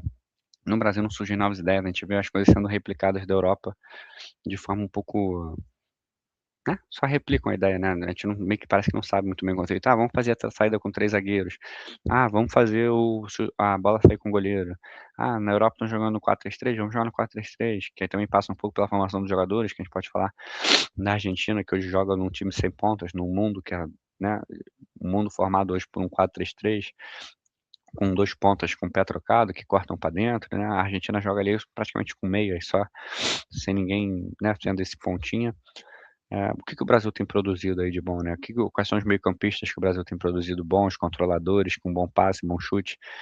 Quais são os grandes novos que o Brasil tem produzido? Nem acho que o Brasil tenha tido novos ruins, né? Acho que o Gabriel Jesus é um bom jogador, acho que o Firmino foi um bom jogador, acho que o Richarlison foi um bom jogador, um pouco abaixo desses, mas não vou dizer que a geração é ruim, mas parece que as coisas têm acontecido mais por acaso do que por formação, né? E o que eu sinto falta é de um técnico, assim, né? A gente não vê uma leva nova, a gente vai ver o Brasileirão, aí tu vê que o Vasco estava com o Renato Gaúcho, eh, né? Aí fica fazendo essas trocas e agora contrata qualquer técnico português também. Aí fica trocando Cuca, Renato Gaúcho, Dorival, Roger Machado, né? Roger Machado que em algum momento ele levantou uma esperança de ser uma coisa nova, não foi. O Diniz também acho que já se tornou mais do mesmo, acho que ele se perdeu um pouco, virou muito resultadista, eh, e parece um pouco perdido nas suas ideias. O Rogério Ceni também foi promissor em algum momento, mas não conseguiu alavancar esse Bahia, né, fazer um algo a mais do que a gente espera, né, podemos dizer assim, porque esse Bahia tem muito investimento, então falta um algo a mais do Rogério Ceni, né. Vamos falar de técnico, acho que um técnico bom é assim, o time tá aqui, o técnico faz o time ir pra cá, né, acho que é isso, né, um bom técnico. A gente não tem bons técnicos brasileiros, ou se tem, eles não estão fazendo bons trabalhos, ou eles não se destacam fora do Brasil, não se destacam no Brasil, né. Não tem, um técnico pica pra caralho, né. Eh, Nesse sentido, por exemplo, eu sempre pago pau para o Abel Ferreira, porque acho que ele mudou muita coisa no Palmeiras, né, acho que o Palmeiras, ainda quando ele não ganha, ele, porra, ele perde jogador, né, ele teve Endrick, Estevão, vários bons jogadores dele vendidos, outros envelhecidos, e teve que contratar e teve que readaptar. Então é isso, né, acho que um técnico português poderia ser uma boa, acho que, o Mourinho agora a gente perdeu, também nem sei se o Mourinho seria uma boa, mas não tô falando aqui de Jorge Jesus em hipótese alguma. Eh, mas é isso, né, acho que a CBF é um trabalho muito ruim, assim, não tem critério, faz as coisas de qualquer jeito, não improvisa, o que a mídia tá gritando, o que a imprensa tá fazendo. Então acho que é um pouco isso, né, acho, a CBF é o problema maior, aí vem para o Ancelotti, aí vem para os jogadores, e acho que no meio disso tudo aí tem a imprensa que tem que buscar um lugar pra refletir, né, parece que a imprensa é muito preguiçosa, a gente vê algumas redes de televisão, algumas emissoras, alguns lugares que passam jogos que são dominados por influências, que não tem comprometimento com a análise, do jogo, de falar sério do jogo, né. Hoje em dia parece que a opinião do jogo é uma opinião, né, que sempre vale aquela, não existe opinião errada, existe opinião errada, eu não posso chegar aqui para você e falar hoje que o Gabriel Magalhães jogou melhor que o Haaland, né, é minha opinião. Eu sou um imbecil se eu falo isso, né. Então, hoje em dia, a gente vê muita gente discutindo muita coisa merda, né, a gente vê aí que às vésperas da Copa, a gente estava em algum momento discutindo o Pedro na seleção, tipo, o Pedro tem 6 jogos e 1 gol na seleção. Assim, como é que a gente estava discutindo isso, né, a discussão nunca é sobre um estilo de jogo, a gente sempre vai para o lado mais fácil e rápido da discussão, que é discutir os jogadores, falar do jogador do time A, jogador do time B, não discute um plano de jogo que né, durante todo esse ciclo do Ancelotti, a gente praticamente jogou no 4-2-4 para chegar na Copa, abandonar o 4-2-4 e ir por um jogo mata-mata, quando a gente perde o meio, voltar para o 4-2-4, e aí, de repente, ele volta, bota o Neymar, volta para um 4-3-3 sem atacantes que marcam, num time que estava reativo. Então, isso é muito pouco discutido. A gente vai falar aqui de huevos, de culhão, de coragem, porque jogador do time A, porque joga em time pequeno da Premier League, porque joga em time médio, porque faz sucesso, não sei o quê. Cara, a gente foi com 7 jogadores do Brasileirão, 2 da Rússia, 2 da Arábia, 1 da Turquia. O único time sul-americano que foi com jogadores, os times sul-americanos que foram com jogadores assim, perderam, né, foi o Uruguai, foi o Equador, que já perdeu também, Paraguai, que vai com o jogador do Brasileirão, a Argentina não tem jogador do Brasileirão, só tem o Flávio Lopes, né, e nem entra. E a gente foi com reserva do Flamengo como titular, né, fora de posição. A gente foi com o meio-campista do Flamengo também, ruim, né, eu acho ruim, acho que não tem muitas palavras pra falar isso, mas acho que isso é ruim. Eh, então a Argentina, né, acho que quando o Germancano, eh fez 50 gols aqui por 2 anos seguidos, ninguém na Argentina cogitou que o Germancano fosse pra Copa no lugar do Lautaro ou do Julián Álvares, né, tipo assim, acho que isso não passou pela cabeça deles. Então acho que hoje em dia também a imprensa tem que abraçar um pouco essa culpa, esse duelo de narrativas, de imprensa, de influência, né. Eu vi o jogo na Cazé TV ali, eh, que peito, né, que moral, que coragem tem o Casemiro, o Chico Moedas, o Beltrán, esses caras que ficam mamando a seleção o tempo todo, né. Parece, esses influencers ficam se disfarçando de jornalista ou de analisador ou de qualquer coisa do tipo para ganhar vantagem dentro da seleção, né. que coragem tem um jogador desse de criticar o Neymar né, com firmeza, né, que nem faz o Certezas, que nem eu falei, o Mauro César, que eu acho que já é um pouco mais anti-Neymar do que qualquer coisa, né, quanto que eles têm coragem de fazer isso, né, o Casemiro hoje como é que ele tem coragem de chegar lá e falar assim: "Não, porque eu acho que o Vini", não vou concordar com essa análise, mas falar assim: "Ah, acho que o Vini Júnior não teve coragem, ele amarelou". Ele não tem coragem, porque ele é amiguinho do Vini Júnior. E como é que ele autoriza isso na emissora dele? É um pouco complicado também, né? A discussão sempre vai pro lado da bobeirinha, do besterol, discutir coisas rasas. Você tem o Rafael Oliveira ali, né, um cara que sabe muito de futebol, que acompanha muito futebol, que tem tesão no futebol. E e tu não aproveita, não tem um quadro ali para ele, para explicar, para trazer pessoas que queiram conhecer mais o jogo e falar mais do jogo de forma séria. Você tem um YouTube, né, que é um lugar ilimitado de conteúdo, e você não bota, né, eu lembro que a Globo quando teve aquela mesa tática, pô, aquilo fazia sucesso, cara, você botar o Juninho, quando o Juninho explicava ali, o Pedrinho explicava ali. Cara, era legal de ver, né, acho que até para as pessoas que não veem futebol, né, eu vou falar que, baseado no que a minha mãe não acompanha futebol, né, de perto, mas ela vê os jogos da Copa do Mundo, ela consegue fazer uma análisezinha ou outra. Então ela provavelmente gostaria de estar num jogo e ver alguém de fato explicando o jogo e não falando coisas completamente aleatórias, abstratas, falando: "Pô, marcação, pressão. Pô, por que que o Ancelotti escolheu isso aqui? Por que que o Ancelotti escolheu aquilo?". E hoje é muito difícil ver isso na TV, né, porque não, né, as pessoas preferem discutir gritaria e tal. E aí voltando rapidamente pra CBF, né, a CBF parece não ter muito projeto, né, as coisas são feitas à la caralho. A gente vê que, falando aqui principalmente dos goleiros, zagueiros, laterais e meia, né, tu vê que não levamos ninguém jovem para a próxima Copa, né, ainda que fossem os líderes de uma seleção, a gente podia ter visto aí o Andrei, por exemplo, a gente poderia ter visto o Vitor Reis no lugar do Léo Pereira, o Murilo, o Beraldo, são jogadores jovens que eu acho que chega um momento que o técnico tem que ter um limite no poder dele. Eu acho que né, Rodrigo Caetano, imagino que seja, tem que chegar no técnico e falar assim: "Meu filho, vem aqui, deixa eu falar contigo". Léo Pereira tem 29 anos, 27, sei lá. Eh Daqui a 4 anos tem Copa. Ele é o zagueiro reserva. O titular é o Magalhães. Qual é a diferença que tu vê do Léo Pereira para o Beraldo ou para o Murilo? Vamos lá, o Léo Pereira tá aqui e o Murilo tá aqui pra você? Porra, beleza. Eu acho que não tá, mas beleza. Agora o Léo Pereira tá aqui e o Murilo tá aqui, porra, mano, leva o Murilo. O Murilo tem 23 anos, ele vai jogar a próxima Copa. Ah, o Beraldo tá aqui pra mim. Porra, leva o Beraldo, né? O Beraldo tá aqui, leva o Beraldo. O Beraldo tá aqui, leva o Beraldo. Sendo que eu acho que não existe esse gap do Léo Pereira pra ele. Então, assim, acho que era uma Copa também pra dar experiência. Pô, o Everton, leva um goleiro mais jovem. Fabinho, pô, o Fabinho tá muito melhor que o Andrei, pro Andrei não ter ido pra Copa. Pra gente chegar na próxima Copa e ser a primeira Copa do Andrei, provavelmente como titular, possivelmente como titular. Ou do André, possivelmente como titular. Ou do João Gomes, possivelmente como titular. Né? E os caras que estão aí estão com a pressão de nunca terem ganhado nada na seleção. Eu acho que o Vini Júnior não tava naquela de 2019 da Copa América. Então a próxima geração é realmente uma geração de fracassados, né, na seleção, né. Ainda que fracassados seja uma palavra um pouco pesada, mas de não ganhadores da seleção, é a geração que não ganhou a Copa, que perdeu pra Croácia, que perdeu pra Noruega, que perdeu a Copa América, que tomou 4-1 da Argentina. Essa é a geração que vai pra próxima Copa, e os jovens não têm nem experiência de Copa, que nem o Ryan tem, que nem o Endrick tem. Então acho que esse projeto da CBF, né, acho que existe um projeto, eu vou lembrar aqui, especialmente do Almada na Argentina, que quando o Lo Celso se machuca, eles buscam o Almada no Atlanta United, você pensa assim: "Pô, vou levar um cara da MLS", né, na época que nem tinha o Messi ainda, da MLS pra Copa, mas é porque o Almada era acompanhado desde cedo pela Argentina, tipo assim, esse cara é bom, né, ele pode ir pra qualquer lugar, ele está no grupo, a gente sabe o rendimento dele, então a gente tá acompanhando, é uma seleção que cresce junto, eh, né, que vai evoluindo, meio que como se tivesse um plano de carreira para o jogador. Claro que nem todos os jogadores vão dar certo, eh, na base e no profissional, mas acho que isso ajuda você a valorizar o seu atleta, você dá confiança pra ele, você fazer ele evoluir. Então algumas escolhas aí, principalmente dos mais experientes que não jogaram, ou dos jogadores que nem são tão experientes, né, como Léo Pereira e Banho, não sei o quê, que não jogaram, não jogam em grandes ligas, não são grandes destaques, não são nada, e foram ganhar a vaga de jogadores que estão surgindo e bem, e que onde não tem nenhuma diferença, né, significativa entre eles, acho que isso foi um erro grosseiro, assim, acho que a CBF é algo que ela tem que intervir.